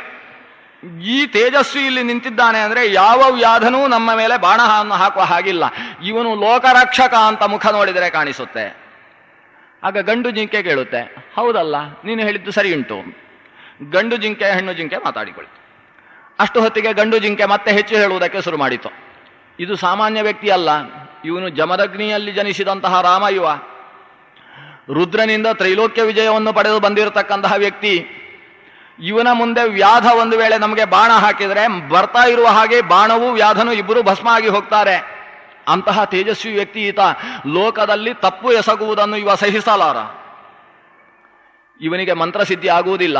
ಎಷ್ಟು ಮಾಡಿದ್ರು ಇವನಿಗೆ ಮಂತ್ರಸಿದ್ಧಿ ಆಗುವುದಿಲ್ಲ. ಜಿಂಕೆಗಳು ಮಾತಾಡ್ತಾ ಇದ್ದಾವೆ, ಇವ ಎಷ್ಟೇ ಜಪ ಮಾಡಿದ್ರು ಮಂತ್ರಸಿದ್ಧಿ ಆಗುವುದಿಲ್ಲ. ಯಾಕಂದ್ರೆ ಇವನ ಭಕ್ತಿ ಅದು ಉತ್ತಮ ಭಕ್ತಿ ಅಲ್ಲ, ಅದು ಮಧ್ಯಮ ಭಕ್ತಿ. 3 ರೀತಿಯಾದ ಭಕ್ತಿ ಇದೆ. ಉತ್ತಮ ಭಕ್ತಿ, ಮಧ್ಯಮ ಭಕ್ತಿ ಮತ್ತು ಅಧಮ ಭಕ್ತಿ ಅಂತ 3 ರೀತಿಯಾದ ಭಕ್ತಿ ಇದೆ. ಇವನ ಭಕ್ತಿ ಅದು ಉತ್ತಮ ಭಕ್ತಿ ಅಲ್ಲ. ಉತ್ತಮ ಮಧ್ಯಮ ಚೈವ ಕನಿಷ್ಠಾತರಲೇಕ್ಷಣೆ ಶಿವಸ್ಯ ನಾರದಸ್ಯಾಪಿ ಶುಕಸ್ಯ ಚ ಮಹಾತ್ಮನಃ ಅಂಬರೀಷಸ್ಯ ರಾಜಋಷೇಃ ರಂತಿ ದೇವಸ್ಯ ಮಾರುತೇಃ ಬಲೇಃ ವಿಭೀಷಣಸ್ಯಾಪಿ ಪ್ರಹ್ಲಾದಸ್ಯ ಮಹಾತ್ಮನಃ ಉತ್ತಮಾ ಭಕ್ತಿರೇವಾಸ್ತಿ ಗೋಪೀನಾಂ ಉದ್ಧವಸ್ಯ ಚ ಅಂತ. ಉದ್ಧವನಿಗೆ, ಗೋಪಿಗೆ, ಅಂಬರೀಷನಿಗೆ, ಯಾಕೆ ಶಿವನಿಗೆ ವಿಷ್ಣುವಿನಲ್ಲಿ ಭಕ್ತಿ ಏನಿದೆ ಅದು ಉತ್ತಮ ಭಕ್ತಿ ಅಂತ ಕರೆಸಿಕೊಂಡಿದೆ. ಆಮೇಲೆ ವಸಿಷ್ಠಾದಿ ಮುನೀಶಾನಾಂ ಮನ್ವಾದೀನಾಂ ಶುಭೇಕ್ಷಣೆ ಮಧ್ಯಮ, ವಸಿಷ್ಠಾದಿ ಮಹರ್ಷಿಗಳಿಗಿರತಕ್ಕಂಥ ಭಕ್ತಿ ಮಧ್ಯಮ ಭಕ್ತಿ. ಪ್ರಾಕೃತ ಜನಗಳಲ್ಲಿ ಅಧಮ ಭಕ್ತಿ ಇದೆ. ಈತನಲ್ಲಿ ಉತ್ತಮ ಭಕ್ತಿ ಇಲ್ಲ, ಆದ್ರಿಂದ ಸಿದ್ಧಿ ಆಗ್ತಾ ಇಲ್ಲ ಕೃಷ್ಣ ಮಂತ್ರ. ಆಗ ಹೆಣ್ಣು ಜಿಕ್ಕೆ ಕೇಳುತ್ತೆ, ಇವನಿಗೆ ಉತ್ತಮ ಭಕ್ತಿ ಬಂದು ಸಿದ್ಧಿ ಆಗಬೇಕಾದ್ರೆ ಏನು ಮಾಡಬೇಕು? ಆಗ ಗಂಡು ಜಿಂಕೆ ಹೇಳುತ್ತೆ, ಅದಕ್ಕೆ ಅಗಸ್ತ್ಯ ಮಹರ್ಷಿಗಳ ಹತ್ರ ಹೋಗಿ ಶ್ರೀಕೃಷ್ಣ ಪ್ರೇಮಾಮೃತ ಅಂತ ಒಂದು ಮಂತ್ರ ಇದೆ. ಆ ಮಂತ್ರವನ್ನು ಇವ ಉಪದೇಶ ಪಡೆದ ಅಂತಾದರೆ ಆ ಮಂತ್ರ ಸರ್ವಸಾಧಕ ಮಂತ್ರ ಅಂತ ಅದಕ್ಕೆ ಹೆಸರು. ಕೃಷ್ಣ ಪ್ರೇಮಾಮೃತಂ ನಾಮ ಸ್ತೋತ್ರಂ ಉತ್ತಮ ಭಕ್ತಿದಂ. ಅದು ಉತ್ತಮ ಭಕ್ತಿಯನ್ನು ಕೊಡುವ ಮಂತ್ರ. ಈ ಕೃಷ್ಣ ಮಂತ್ರದಲ್ಲಿ ಉತ್ತಮ ಭಕ್ತಿ ಬರಬೇಕಾದ್ರೆ ಮತ್ತೆ ಕೃಷ್ಣ ಪ್ರೇಮಾಮೃತ ಮಂತ್ರವನ್ನು ಇವ ಉಪದೇಶ ಪಡಿಬೇಕು ಅಂತ ಜಿಂಕೆ ಹೇಳಿತು. ಮತ್ತೆ ಆ ಜಿಂಕೆ ಇಷ್ಟು ಹೇಳಬೇಕಾದ್ರೆ ಜಿಂಕೆ ಎಷ್ಟು ಎತ್ತರದ್ದು ಅನ್ನುವ ಕಥೆ ಇದೆ, ಅದನ್ನು ನಾನು ಹೇಳುವುದಿಲ್ಲ, ಉದ್ದ ಆಗ್ತದೆ. ಇಷ್ಟು ಜಿಂಕೆ ಹೇಳಿತು. ಜಿಂಕೆಯನ್ನು ಕೇಳಿದ್ದೇ ತಡ ಪರಶುರಾಮ ಕೃಷ್ಣ ಪ್ರೇಮಾಮೃತ ಪಡಿಬೇಕಲ್ಲ ಅಂತ ಹೊರಟು ಬಿಟ್ಟ. ಮತ್ತೆ ಹಿಮಾಲಯದ ಮತ್ತೊಂದು ಭಾಗಕ್ಕೆ ಬರ್ತಾನೆ. ಅಗಸ್ತ್ಯಾಶ್ರಮಕ್ಕೆ ಬಂದ. ಅಗಸ್ತ್ಯ ಮಹರ್ಷಿಗಳ ಹತ್ರ ಪ್ರಾರ್ಥಿಸಿದ, ಕೃಷ್ಣ ಪ್ರೇಮಾಮೃತ ಮಂತ್ರದ ಉಪದೇಶ ಕೊಡು ಅಂತ ಕೇಳಿದ. ಆಗ ಕೃಷ್ಣಾಷ್ಟೋತ್ತರ ಶತನಾಮ ಸ್ತೋತ್ರ ಅಂತ ಕರೆಸಿಕೊಂಡ. ಶ್ರೀ ಕೃಷ್ಣ ಪ್ರೇಮಾಮೃತಂ ನಾಮ, ಅದು ಜಪತಾಂ ಸಿದ್ಧಿದಾಯಕಂ, ಜಪದಲ್ಲಿ ಸಿದ್ಧಿಯನ್ನು ಕೊಡ್ತಕ್ಕಂತಹ ಕೃಷ್ಣ ಪ್ರೇಮಾಮೃತ ಅನ್ನುವ ಮಂತ್ರ. ಇವತ್ತು ನಾವು ಏನು ಶ್ರೀಕೃಷ್ಣ ಕಮಲಾನಾಥೋ ವಾಸುದೇವ ಸನಾತನಃ ಅಂತ ಹೇಳ್ತೇವೆ, ಅಂತಹ ಮಂತ್ರವನ್ನು ಅಗಸ್ತ್ಯ ಮಹರ್ಷಿ ಹಿಂದೆ ಶೇಷ ಧರಾದೇವಿಗೆ ಇದನ್ನು ಉಪದೇಶ ಕೊಟ್ಟದ್ದನ್ನು ನಾನು ಕಣ್ಣಾರೆ ಕಿವಿಯಾರೆ ಕೇಳಿ ತಿಳಿದಿದ್ದೇನೆ ಅಂತ ಹೇಳಿದ. ಆ ಮಂತ್ರ ಅದು ಬ್ರಹ್ಮಾಂಡ ಪುರಾಣದಲ್ಲಿ ಬರತಕ್ಕಂಥದ್ದು. ಅದನ್ನು ಮತ್ತೆ ಭಾರ್ಗವ ಚರಿತೆ ಬ್ರಹ್ಮಾಂಡ ಪುರಾಣದಲ್ಲಿ ಶ್ರೀಕೃಷ್ಣನ ಸ್ತೋತ್ರವನ್ನು ಅಗಸ್ತ್ಯರಿಂದ ಭಾರ್ಗವ ಉಪದೇಶ ಪಡೆಯುವಲ್ಲಿಯ ತನಕ ನಿನ್ನೆ ಅನುಸಂಧಾನ ಮಾಡಿದ್ವಿ. ಕಾರ್ತವೀರ್ಯಾರ್ಜುನನನ್ನು ಸೋಲಿಸುವುದಕ್ಕೋಸ್ಕರ ಭಾರ್ಗವ ಸ್ವತಃ ಸಾಕ್ಷಾತ್ ನಾರಾಯಣನೇ ಪರಶುರಾಮನಾಗಿ ಅವತರಿಸಿದ್ದರೂ ಕೂಡ ಒಂದು ರೀತಿಯ ಮರ್ತ್ಯ ಚೇಷ್ಟೆಯನ್ನು ನಡೆಸಿಕೊಂಡು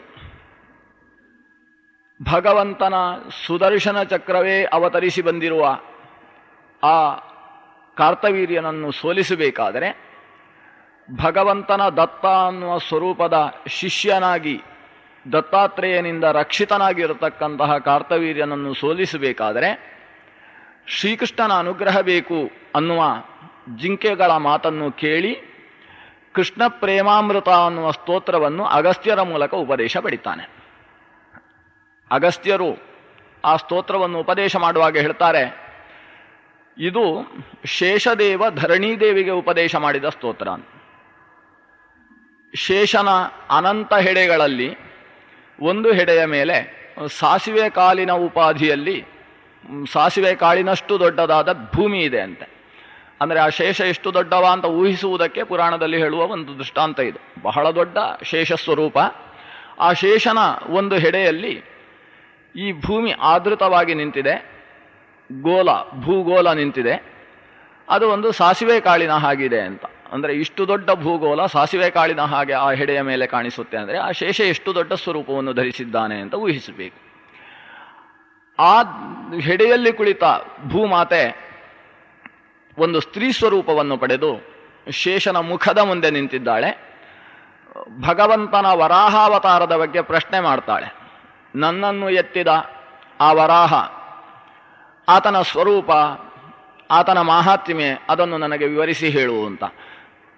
ಆಗ ಶೇಷದೇವ ಭಗವಂತನ ವರಾಹ ಸ್ವರೂಪದ ನಾನಾ ವಿಚಾರಗಳನ್ನು ನಿರೂಪಿಸ್ತಾನೆ, ಕಥೆಗಳ ರೂಪದಲ್ಲಿ ಹೇಳ್ತಾನೆ. ಆ ಮಧ್ಯೆ ಈಕೆ ಕೇಳ್ತಾಳೆ, ಅದೊಂದು ಕೃಷ್ಣ ಪ್ರೇಮಾಮೃತ ಅಂತ ಸ್ತೋತ್ರ ಇದೆ ಅಲ್ಲ, ಭಗವಂತನ ಶ್ರೀಕೃಷ್ಣಾವತಾರದ ಸಮಗ್ರ ಕಥೆಯನ್ನು ನಿರೂಪಿಸತಕ್ಕಂತಹ ವಿಶೇಷಣಗಳಿಂದ ಕೂಡಿದೆ. 108 ವಿಶೇಷಣಗಳು ಅದರಲ್ಲಿ ಕೃಷ್ಣನಿಗಿವೆ ಅಂತೆ. ಆ ವಿಶೇಷಣಗಳಿಂದ ಸಮಗ್ರ ಕೃಷ್ಣನ ಕಥೆಯನ್ನು ನಾವು ಅನುಸಂಧಾನ ಮಾಡಬಹುದಂತೆ. ಆ ಕೃಷ್ಣ ಪ್ರೇಮಾಮೃತವನ್ನು ನನಗೆ ಹೇಳು. ಆಗ ಶೇಷದೇವ ಸಮಸ್ತ ಜಪಯಜ್ಞಗಳಲ್ಲಿ ಸರ್ವಶ್ರೇಷ್ಠವೆನಿಸಿದ ಜಪಕ್ಕೆ ವಿಷಯವಾದ ಒಂದು ಸ್ತೋತ್ರ ಇದು ಅಂತ ಹೇಳ್ತಾ ಕೃಷ್ಣ ಪ್ರೇಮಾಮೃತ ಸ್ತೋತ್ರವನ್ನು ಉಪದೇಶ ಮಾಡ್ತಾನೆ. ಇವತ್ತು ನಾವು ಕೃಷ್ಣಾಷ್ಟೋತ್ತರ ಶತನಾಮ ಸ್ತೋತ್ರ ಅಂತೇನು ಕರೀತೇವೆ. ಶ್ರೀಕೃಷ್ಣನ ಕುರಿತಾಗಿ 108 ವಿಶೇಷಣಗಳು. ಆ ಸ್ತೋತ್ರಕ್ಕೆ ಕೃಷ್ಣ ಪ್ರೇಮಾಮೃತ ಸ್ತೋತ್ರ ಅಂತ ಹೆಸರು. ಅದರಲ್ಲಿ ಕೃಷ್ಣ ನಾಮಾಮೃತಂ ನಾಮ ಪರಮಾನಂದ ಕಾರಣಂ ಅಂತ ನಾವೆಲ್ಲ ಹೇಳಿದರೆ, ಬ್ರಹ್ಮಾಂಡ ಹೇಳೋದು ಕೃಷ್ಣ ನಾಮಾಮೃತಂ ನಾಮ ಪರಮಾನಂದ ಕಾರಣಂ ಅಂತ ಹೇಳೋದಿಲ್ಲ. ಅದು ಕೃಷ್ಣ ಪ್ರೇಮಾಮೃತಂ ನಾಮ ಪರಮಾನಂದದಾಯಕಂ ಅಂತ ಇಲ್ಲಿ ಪಾಠ ಇದೆ. ಅನೇಕ ಸಂದರ್ಭಗಳಲ್ಲಿ ಕೃಷ್ಣ ಪ್ರೇಮಾಮೃತ ಸ್ತೋತ್ರ ಅನ್ನುವ ಉಲ್ಲೇಖ ಇಲ್ಲಿ ಬರುತ್ತೆ. ಅಂದರೆ ಶ್ರೀಕೃಷ್ಣನಲ್ಲಿ ಉತ್ತಮ ಭಕ್ತಿಯನ್ನು ಕೊಡತಕ್ಕಂತಹ ಸ್ತೋತ್ರ ಇದು. ಭಾರ್ಗವನಿಗೆ ತ್ರೈಲೋಕ್ಯ ವಿಜಯ ಕವಚ ಅಥವಾ ಶ್ರೀಕೃಷ್ಣ ಮಂತ್ರ 20 ಲಕ್ಷದಷ್ಟು ಜಪ ಮಾಡಿದರೂ ಸಿದ್ಧಿ ಆಗದೇ ಇದ್ದದ್ದಕ್ಕೆ ಕಾರಣ ಜಿಂಕೆಗಳು ಹೇಳಿದ್ದು ಇದು ಈತನಲ್ಲಿ ಉತ್ತಮ ಭಕ್ತಿ ಇಲ್ಲ, ಮಧ್ಯಮ ಭಕ್ತಿ ಇದೆ. ಉತ್ತಮ ಭಕ್ತಿ ಸೇರಿದರೆ ಸಿದ್ಧಿ ಆಗುತ್ತೆ. ಉತ್ತಮ ಭಕ್ತಿಯನ್ನು ಕೊಡತಕ್ಕಂತಹ ಸ್ತೋತ್ರ ಕೃಷ್ಣ ಪ್ರೇಮಾಮೃತ ಅಂತ. ಪ್ರೇಮಾಮೃತ ಅಂದರೆ ಉತ್ತಮ ಭಕ್ತಿ ಅಂದ್ರೂ ಒಂದೇ. ಅದನ್ನು ಭಗವಂತನಲ್ಲಿ ಉತ್ತಮ ಭಕ್ತಿಯನ್ನು ಕೊಡುವ ಸ್ತೋತ್ರ ಇದು. ಶೃಣುದೇವಿ ಪ್ರವಕ್ಷ್ಯಾಮಿ ನಾಮ್ನಾಂ ಅಷ್ಟೋತ್ತರಂ ಶತಂ ಸಹಸ್ರ ನಾಮ್ನಾಂ ಪುಣ್ಯಾನಾಂ ತ್ರಿರಾವೃತ್ಯಾತು ಯತ್ಫಲಂ ಏಕಾವೃತ್ಯಾತು ಕೃಷ್ಣಸ್ಯ ನಾಮೈಕಂ ತತ್ಪ್ರಯಚ್ಛತಿ. ಬಹಳ ವಿಶಿಷ್ಟವಾದ ಮಹತ್ವವನ್ನು ಹೇಳ್ತಾನೆ ಶೇಷದೇವ. ಇದು ಕೃಷ್ಣಾಷ್ಟೋತ್ತರ ಶತನಾಮ ಏನಿದೆ, ಇದರ ಫಲ ಏನು ಅಂದರೆ, ಸಹಸ್ರನಾಮ ಸ್ತೋತ್ರಗಳು ಅಂತ ಎಷ್ಟೆಷ್ಟು ಇದೆಯೋ, ಅದು ವಿಷ್ಣು ಸಹಸ್ರನಾಮ ಇರಬಹುದು, ವಾಸುದೇವ ಸಹಸ್ರನಾಮ ಇರಬಹುದು. ಆ ಸಹಸ್ರನಾಮ ಸ್ತೋತ್ರಗಳನ್ನು 3 ಬಾರಿ ಆವೃತ್ತಿ ಮಾಡಿದರೆ ಎಷ್ಟು ಫಲ ಸಿಗುತ್ತೋ ಅಷ್ಟು ಫಲ ಈ ಕೃಷ್ಣಾಷ್ಟೋತ್ತರ ಶತನಾಮ ಸ್ತೋತ್ರವನ್ನು ಹೇಳಿದಾಗ ಅಲ್ಲ, ಅದರಲ್ಲಿರುವ ಒಂದು ನಾಮವನ್ನು ಹೇಳಿದರೆ ಬರ್ತದೆ ಅಂತ. ಬಹಳ ಆಶ್ಚರ್ಯದ ಮಹಾತ್ಮೆಯನ್ನು ಇದು ಹೇಳ್ತಾ ಇದೆ. ಒಂದು ಅರ್ಥವಾದ ಅಂತ ಇದನ್ನು ಪರಿಗಣಿಸಬಹುದು. ಸಹಸ್ರನಾಮಗಳನ್ನು 3 ಬಾರಿ ಹೇಳಿದರೆ ಎಷ್ಟು ಫಲವೋ, ಸಹಸ್ರನಾಮನಾಂ ಪುಣ್ಯಾನಾಂ ಪರಮ ಪುಣ್ಯದಾಯಕವಾದ ಸಹಸ್ರನಾಮಗಳನ್ನು ತ್ರಿರಾವೃತ್ಯಾತು ಯತ್ಫಲಂ ಏಕಾವೃತ್ಯಾತು ಕೃಷ್ಣಸ್ಯ ನಾಮ ಏಕಂ ತತ್ಪ್ರಯಚ್ಛತಿ. ಈ ಕೃಷ್ಣನ ಒಂದು ನಾಮವನ್ನು ಉಚ್ಚರಿಸಿದರೆ ಸಾಕು, ಅದು ಸಹಸ್ರನಾಮವನ್ನು 3 ಬಾರಿ ಆವೃತ್ತಿ ಮಾಡಿ ಹೇಳಿದರೆ ಸಿಗತಕ್ಕಂಥ ಫಲವನ್ನು ಕೊಡುತ್ತೆ. ಅಲ್ಲಿ ಭಕ್ತಿಯ ಅನ್ನುವ ಶಬ್ದ ಇದೆ. ಅದು ಭಗವಂತನ ಕೃಷ್ಣನ ನಾಮವನ್ನು ಭಕ್ತಿಯಿಂದ 1 ಬಾರಿ ಹೇಳಿದರೆ ಸಾಕು. ಭಕ್ತಿ ಇಲ್ಲದೆ ಸಹಸ್ರನಾಮವನ್ನು 3 ಬಾರಿ ಹೇಳಿದರೆ ಎಷ್ಟೋ ಅಷ್ಟು ಫಲ ಇದಕ್ಕೆ ಸಿಗುತ್ತೆ ಅಂತ. ಭಕ್ತಿ ಇಲ್ಲದೆ ಅದಷ್ಟು ಹೇಳಿದ್ರೂ ಭಕ್ತಿಯಿಂದ ಕೃಷ್ಣನಾಮವನ್ನು 1 ಬಾರಿ ಜಪಿಸಿದರೆ ಅಷ್ಟು ಫಲ ಅದರಲ್ಲಿ ಸಿಗುತ್ತೆ. ತಸ್ಮಾತ್ ಪುಣ್ಯತರಂ ಚೈತತ್ ಸ್ತೋತ್ರಂ ಪಾತಕನಾಶನಂ ಅಂತ ಹೇಳಿ ಆ ಶ್ರೀಕೃಷ್ಣ ಅಷ್ಟೋತ್ತರ ಶತನಾಮವನ್ನು ನಿರೂಪಣೆ ಮಾಡ್ತಾನೆ. ಶ್ರೀಕೃಷ್ಣ ಕಮಲಾನಾಥೋ ವಾಸುದೇವ ಸನಾತನಃ. ಮೊದಲ ಹೆಸರು ಕೃಷ್ಣ ಅಂತ. ಶ್ರೀಕೃಷ್ಣ ಅಂತ ಮೊದಲ ಹೆಸರಾದ್ರಿಂದ ಇದನ್ನು ಶ್ರೀಕೃಷ್ಣ ಅಷ್ಟೋತ್ತರ ಶತನಾಮ ಅಂತ ಕರೆದದ್ದು. ಮೊದಲನೇ ಹೆಸರು ಬೇರಿದ್ರೆ ಆ ಬೇರೆ ಹೆಸರಿನಿಂದ ಕರಿಬೋದಿತ್ತು. ಮೊದಲನೇ ಹೆಸರನ್ನು ಇಟ್ಟುಕೊಂಡು ಅದಕ್ಕೆ ಅಷ್ಟೋತ್ತರ ಶತನಾಮವು ಸಹಸ್ರನಾಮವು. ವಿಷ್ಣು ಸಹಸ್ರನಾಮದಲ್ಲಿ ಮಾತ್ರ ಇದು ವ್ಯತ್ಯಾಸ ಆದದ್ದು. ಅಲ್ಲಿ ವಿಶ್ವಂ ವಿಷ್ಣು ಅಂತ ಸುರಾದರೂ ಕೂಡ ವಿಶ್ವ ಸಹಸ್ರನಾಮ ಅಂತ ಅದನ್ನು ಕರೀಲಿಲ್ಲ, ವಿಷ್ಣು ಸಹಸ್ರನಾಮ ಅಂತ ಕರೆದ್ವಿ. ಅದರಲ್ಲಿ 3 ಬಾರಿ ಬರತಕ್ಕಂತಹ ವಿಷ್ಣು ಶಬ್ದವನ್ನು ಬೆಳೆಸಿದ್ವಿ. ಇದು ಶ್ರೀಕೃಷ್ಣಾಷ್ಟೋತ್ತರ. ಕೃಷ್ಣ ಅಂದರೆ ಕರಿಷತಿ, ಎಳೆಯುವವ ಅಂತ ಅರ್ಥ, ಆಕರ್ಷಿಸುವವ. ವಸ್ತುತಃ ಆಕರ್ಷಿಸುವಂತಹದ್ದನ್ನೆಲ್ಲ ಕೃಷ್ಣ ಅಂತ ಕರೆಯುವುದಾದರೆ ಭೂಮಿಯನ್ನು ಕೃಷ್ಣ ಅಂತ ಕರಿಬೇಕು. ಯಾಕಂದರೆ ಅದರಲ್ಲೂ ಆಕರ್ಷಣ ಶಕ್ತಿ ಇದೆ. ಮರದಲ್ಲಿದ್ದ ಸೇಬು ಹಣ್ಣು ಭೂಮಿಗೆ ಯಾಕೆ ಬಿದ್ದದ್ದು ಅಂದರೆ ಭೂಮಿ ಆಕರ್ಷಿಸಿದ್ರಿಂದ, ಗುರುತ್ವಾಕರ್ಷಣೆ ಇದೆ. ಆಕರ್ಷಿಸುವುದೆಲ್ಲ ಕೃಷ್ಣ ಅಲ್ಲ, ವಿಶೇಷವಾಗಿ ಆಕರ್ಷಿಸುವವನನ್ನು ಕೃಷ್ಣ ಅಂತ ಕರಿಬೇಕು. ಅಸಾಧಾರಣ್ಯೇನ ನಿರ್ದೇಶಾ ಭವಂತಿ ಅಂತ. ಅದ್ಭುತವಾದ ಆಕರ್ಷಣ ಶಕ್ತಿ. ಭೂಮಿಯಲ್ಲಿ ಆಕರ್ಷಣ ಶಕ್ತಿ ಇದೆ, ಮೇಲೆ ಇದ್ದದ್ದನ್ನು ನೆಲಕ್ಕೆ ಎಳೆಯುತ್ತೆ ಅದು. ಆದರೆ ಕೃಷ್ಣ ಕೆಳಗೆ ಇದ್ದದ್ದನ್ನು ಮೇಲಕ್ಕೆ ಎಳಿತಾನೆ, ಅದರಿಂದ ಅವನಿಗೆ ಕೃಷ್ಣ ಅಂತ ಹೆಸರಾಯಿತು. ಕರ್ಷತಿ ಅಧಸ್ಥಿತಾನು ಉಪರಿ ಕರ್ಷತಿ ಮೋಕ್ಷಂ ಪ್ರದದಾತಿ ಇತಿ ಕೃಷ್ಣ ಅಂತ. ಅವನು ಕೆಳಗೆ ಹೋಗತಕ್ಕಂತಹ ವ್ಯಕ್ತಿಗಳನ್ನು ಮೇಲಕ್ಕೆ ಎಳೆದು ಅವರ ಔನ್ನತ್ಯ, ಆಧ್ಯಾತ್ಮಿಕವಾದ ಔನ್ನತ್ಯವನ್ನು, ಜ್ಞಾನವನ್ನು ಕೊಡುವುದರ ಮೂಲಕ ಮಾಡಿ ಆಮೇಲೆ ಮೋಕ್ಷವನ್ನು ಕೊಡುವುದರಿಂದ ಅವನಿಗೆ ಕೃಷ್ಣ ಅಂತ. ಕೃಷ್ಣ ಅಂದ್ರು ಮೋಕ್ಷ ಪ್ರದಾತೃ ಅಂದ್ರು ಒಂದೇ ಅರ್ಥ. ಆ ಕೃಷ್ಣನನ್ನು 108 ವಿಶೇಷಗಳಿಂದ ಸ್ತೋತ್ರ ಮಾಡತಕ್ಕಂಥದ್ದು ಎಲ್ಲ ಇದೇ ಒಂದು ಪ್ರತ್ಯೇಕ ಉಪನ್ಯಾಸದ ವಿಷಯ. ಹಾಗಾಗಿ ಅದನ್ನು ಹೆಚ್ಚು ವಿವರಿಸುವುದಕ್ಕೆ ನಾನು ಹೋಗುವುದಿಲ್ಲ. ಕೆಲವು ಪಾಠಾಂತರಗಳು ಬ್ರಹ್ಮಾಂಡ ಪುರಾಣದಲ್ಲಿ ಸಿಗುತ್ತೆ. ನಾನು ನೋಡಿದ 3 ಪಾಠಗಳಲ್ಲೂ ಸಿಕ್ಕಿದ ಪಾಠ ಇವತ್ತು ನಾವು ಹೇಳ್ತಾ ಇಲ್ಲದೇ ಇರುವ ಪಾಠಗಳು. ಸಾಮಾನ್ಯವಾಗಿ ನಾವು ಹೇಳುವುದು ಒಂದು ವತ್ಸಪಾದ ವತ್ಸಪಾದ ಹರೋನಂತಹ ಅಂತ ಹೇಳ್ತೇವೆ. ಅದಕ್ಕೆ ಪಾಠಾಂತರ ಮತ್ತೊಂದು ವತ್ಸವಾಟಚರೋನಂತಹ ಅಂತ ಇನ್ನೊಂದು ಪಾಠ ಇದೆ. ಅಂತೂ ವತ್ಸವಾಟಚರಃ ಅಥವಾ ವತ್ಸಪಾದಹರಃ ಅನ್ನುವ 2 ವಿಶೇಷಣಗಳು ಸಾಮಾನ್ಯ ಪ್ರಸಿದ್ಧಿಯಲ್ಲಿರ್ತಕ್ಕಂಥದ್ದು. ವತ್ಸಪಾದಹರ ಅಂದರೆ ವತ್ಸ ಅಂತೇಳಿ ಒಬ್ಬ ಅಸುರ, ಅವನು ಗೋಸ್ವರೂಪದಲ್ಲಿ ಬಂದಿರತಕ್ಕಂಥವ. ಅವನ ಪಾದವನ್ನು ಹಿಡ್ಕೊಂಡು ಗಿರಗಿರನೆ ತಿರುಗಿಸಿ ನೆಲಕ್ಕೆ ಬಿಸಾಡಿದವ. ವತ್ಸಪಾದಹರಃ ಅಂತ ಕೃಷ್ಣನಿಗೆ ಒಂದು ವಿಶೇಷಣ. ಅಥವಾ ವತ್ಸವಾಟಚರಃ ಅಂತ ಹೇಳಿದ್ರೆ ಹಸುಕರುಗಳು ಓಡಾಡತಕ್ಕಂತಹ ಹುಲ್ಲುಗಾವಲುಗಳಲ್ಲಿ ಸಂಚರಿಸಿದವ, ಗೋಪಾಲಕನಾಗಿ ಬೆಳೆದವ ಅಂತ ಇನ್ನೊಂದು. ಇಲ್ಲಿ ಬರತಕ್ಕಂಥದ್ದು ಆ ಸ್ಥಾನದಲ್ಲಿ ವತ್ಸಪಾಲನ ಸಂಚಾರಿ ಧೇನುಕಾಸುರಮರ್ದನ ಅಂತ. ವತ್ಸಪಾಲನ ಸಂಚಾರಿ, ಹಸುಕರುಗಳನ್ನು ಪಾಲನೆ ಮಾಡುವುದಕ್ಕೋಸ್ಕರ ಸಂಚಾರ ಮಾಡಿದವ ಅಂತ 3ನೆಯ ಹೊಸ ಪಾಠ ಇಲ್ಲಿ ಸಿಗುತ್ತೆ. ಇನ್ನು ಕೆಲವು ಹಿಂದೆ ಬಂದ ಪಾಠವೇ ಆದರೂ ಸಂಶಯ ಬರತಕ್ಕಂಥದ್ದು. ಈಗ ಮಧುರಾನಾಥ ದ್ವಾರಕಾ ನಾಯಕೋ ಬಲಿ. ಭಗವಂತನಿಗೆ ಮಧುಹ ಅಂತ ಹೆಸರು. ಮಧು ಅನ್ನುವ ದುಷ್ಟನನ್ನು ಸಂಹಾರ ಮಾಡಿದ್ರಿಂದ ಆತನಿಗೆ ಮಧುಸೂದನ ಅಂತ ಹೆಸರು. ಇನ್ನೊಂದು ಮಧುರಾನಾಥ ಮತ್ತು ದ್ವಾರಕಾ ನಾಯಕ. ಅವನು ಮಥುರೆಗೆ ನಾಥ, ದ್ವಾರಕೆಗೆ ನಾಯಕ ಅಂತ. ಏನು 2 ಒಂದೇ ಅಲ್ವೇ? ಮಥುರೆಗೆ ನಾಥ, ದ್ವಾರಕೆಗೂ ನಾಥನೇ. ಮೊದಲು ಮಥುರೆಯಲ್ಲಿದ್ದು ಆಮೇಲೆ ದ್ವಾರಕವನ್ನು ನಿರ್ಮಾಣ ಮಾಡಿದವ. ನಾಥ ನಾಯಕ ಅನ್ನೋ ಶಬ್ದ ವ್ಯತ್ಯಾಸ ಬಹಳ ಸುಂದರವಾಗಿದೆ ಇಲ್ಲಿ. ಮಥುರಾನಾಥ, ಮಥುರೆಯಲ್ಲಿ ತಾನು ಸ್ವತಃ ಸಿಂಹಾಸನದಲ್ಲಿ ಕೂಡಲಿಲ್ಲ. ಕಂಸನನ್ನು ನಾಶ ಮಾಡಿದ ಮೇಲೆ ಉಗ್ರಸೇನನನ್ನು ಸಿಂಹಾಸನದಲ್ಲಿ ಕೂಡಿಸಿದ. ಆದರೆ ಏನು ಕೃಷ್ಣ ಹೇಳ್ತಾನೆ ಅದು ಅಲ್ಲಿ ನಡೀತಾ ಇತ್ತು. ಅವನು ಸ್ವತಃ ರಾಜನಾಗದೇ ಹೋದರೂ ಕೂಡ ರಾಜರನ್ನು ನಿರ್ಮಾಣ ಮಾಡಿದವ. ಇವತ್ತಿನ ಶಬ್ದದಲ್ಲಿ ಕಿಂಗ್ ಮೇಕರ್ ಅಂತ. ಸ್ವತಃ ತಾನು ರಾಜ ಅಲ್ಲ, ಆದರೆ ಎಲ್ಲಿ ಹೋದರೂ ಅಲ್ಲಿ ಭಗದತ್ತನನ್ನು ಕೂಡಿಸಿದ. ಇಲ್ಲಿ ಸಹದೇವನನ್ನು, ಜರಾಸಂಧನನ್ನು ನಾಶ ಮಾಡಿ ಸಹದೇವನನ್ನು ಕೂಡಿಸಿದ. ಇಲ್ಲಿ ಕಂಸನನ್ನು ನಾಶ ಮಾಡಿ ಉಗ್ರಸೇನನನ್ನು ಕೂಡಿಸಿದ. ಎಲ್ಲಿ ಹೋದ್ರೂ ದುಷ್ಟರನ್ನು ನಾಶ ಮಾಡುವುದು, ಒಳ್ಳೆಯ ವ್ಯಕ್ತಿಯನ್ನು ಸಿಂಹಾಸನದಲ್ಲಿ ಕೂಡಿಸೋದು.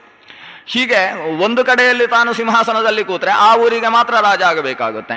ಅದಕ್ಕೋಸ್ಕರ ಏನು ಮಾಡುವುದು, ಎಲ್ಲ ಕಡೆಯಲ್ಲೂ ದುಷ್ಟರನ್ನು ನಾಶ ಮಾಡಿ ಶಿಷ್ಟ ವ್ಯಕ್ತಿಗಳನ್ನು ಸಿಂಹಾಸನದಲ್ಲಿ ಕೂಡಿಸುವುದು. ಎಲ್ಲರೂ ತಾನು ಹೇಳಿದ ಹಾಗೆ ನಡಿಬೇಕು ಅಂತ ಧರ್ಮ ಸಂಸ್ಥಾಪನೆಯ ಒಂದು ಮಾರ್ಗ.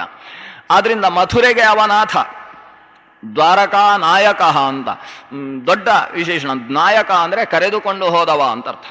ದ್ವಾರಕಾಂ ಪ್ರತಿ ನಯತಿ ನಾಯಯತಿ ಇತಿ ನಾಯಕ. ನಾಯಕ ಅಂದ್ರೆ ಕರೆದುಕೊಂಡು ಹೋಗುವವ ಅಂತ ಅರ್ಥ. ಇವತ್ತು ನಾಯಕ ಅಂದ್ರೆ ಒಡೆಯ ಅಂತ ಸಾಮಾನ್ಯ ಅರ್ಥದಲ್ಲಿ ನಾವು ತಗೊಂಡಿದ್ದೇವೆ. ನಿಜವಾಗಿ ಆ ಶಬ್ದದ ಅರ್ಥ ಈಗ ನಯನ ಅಂತೇವೆ.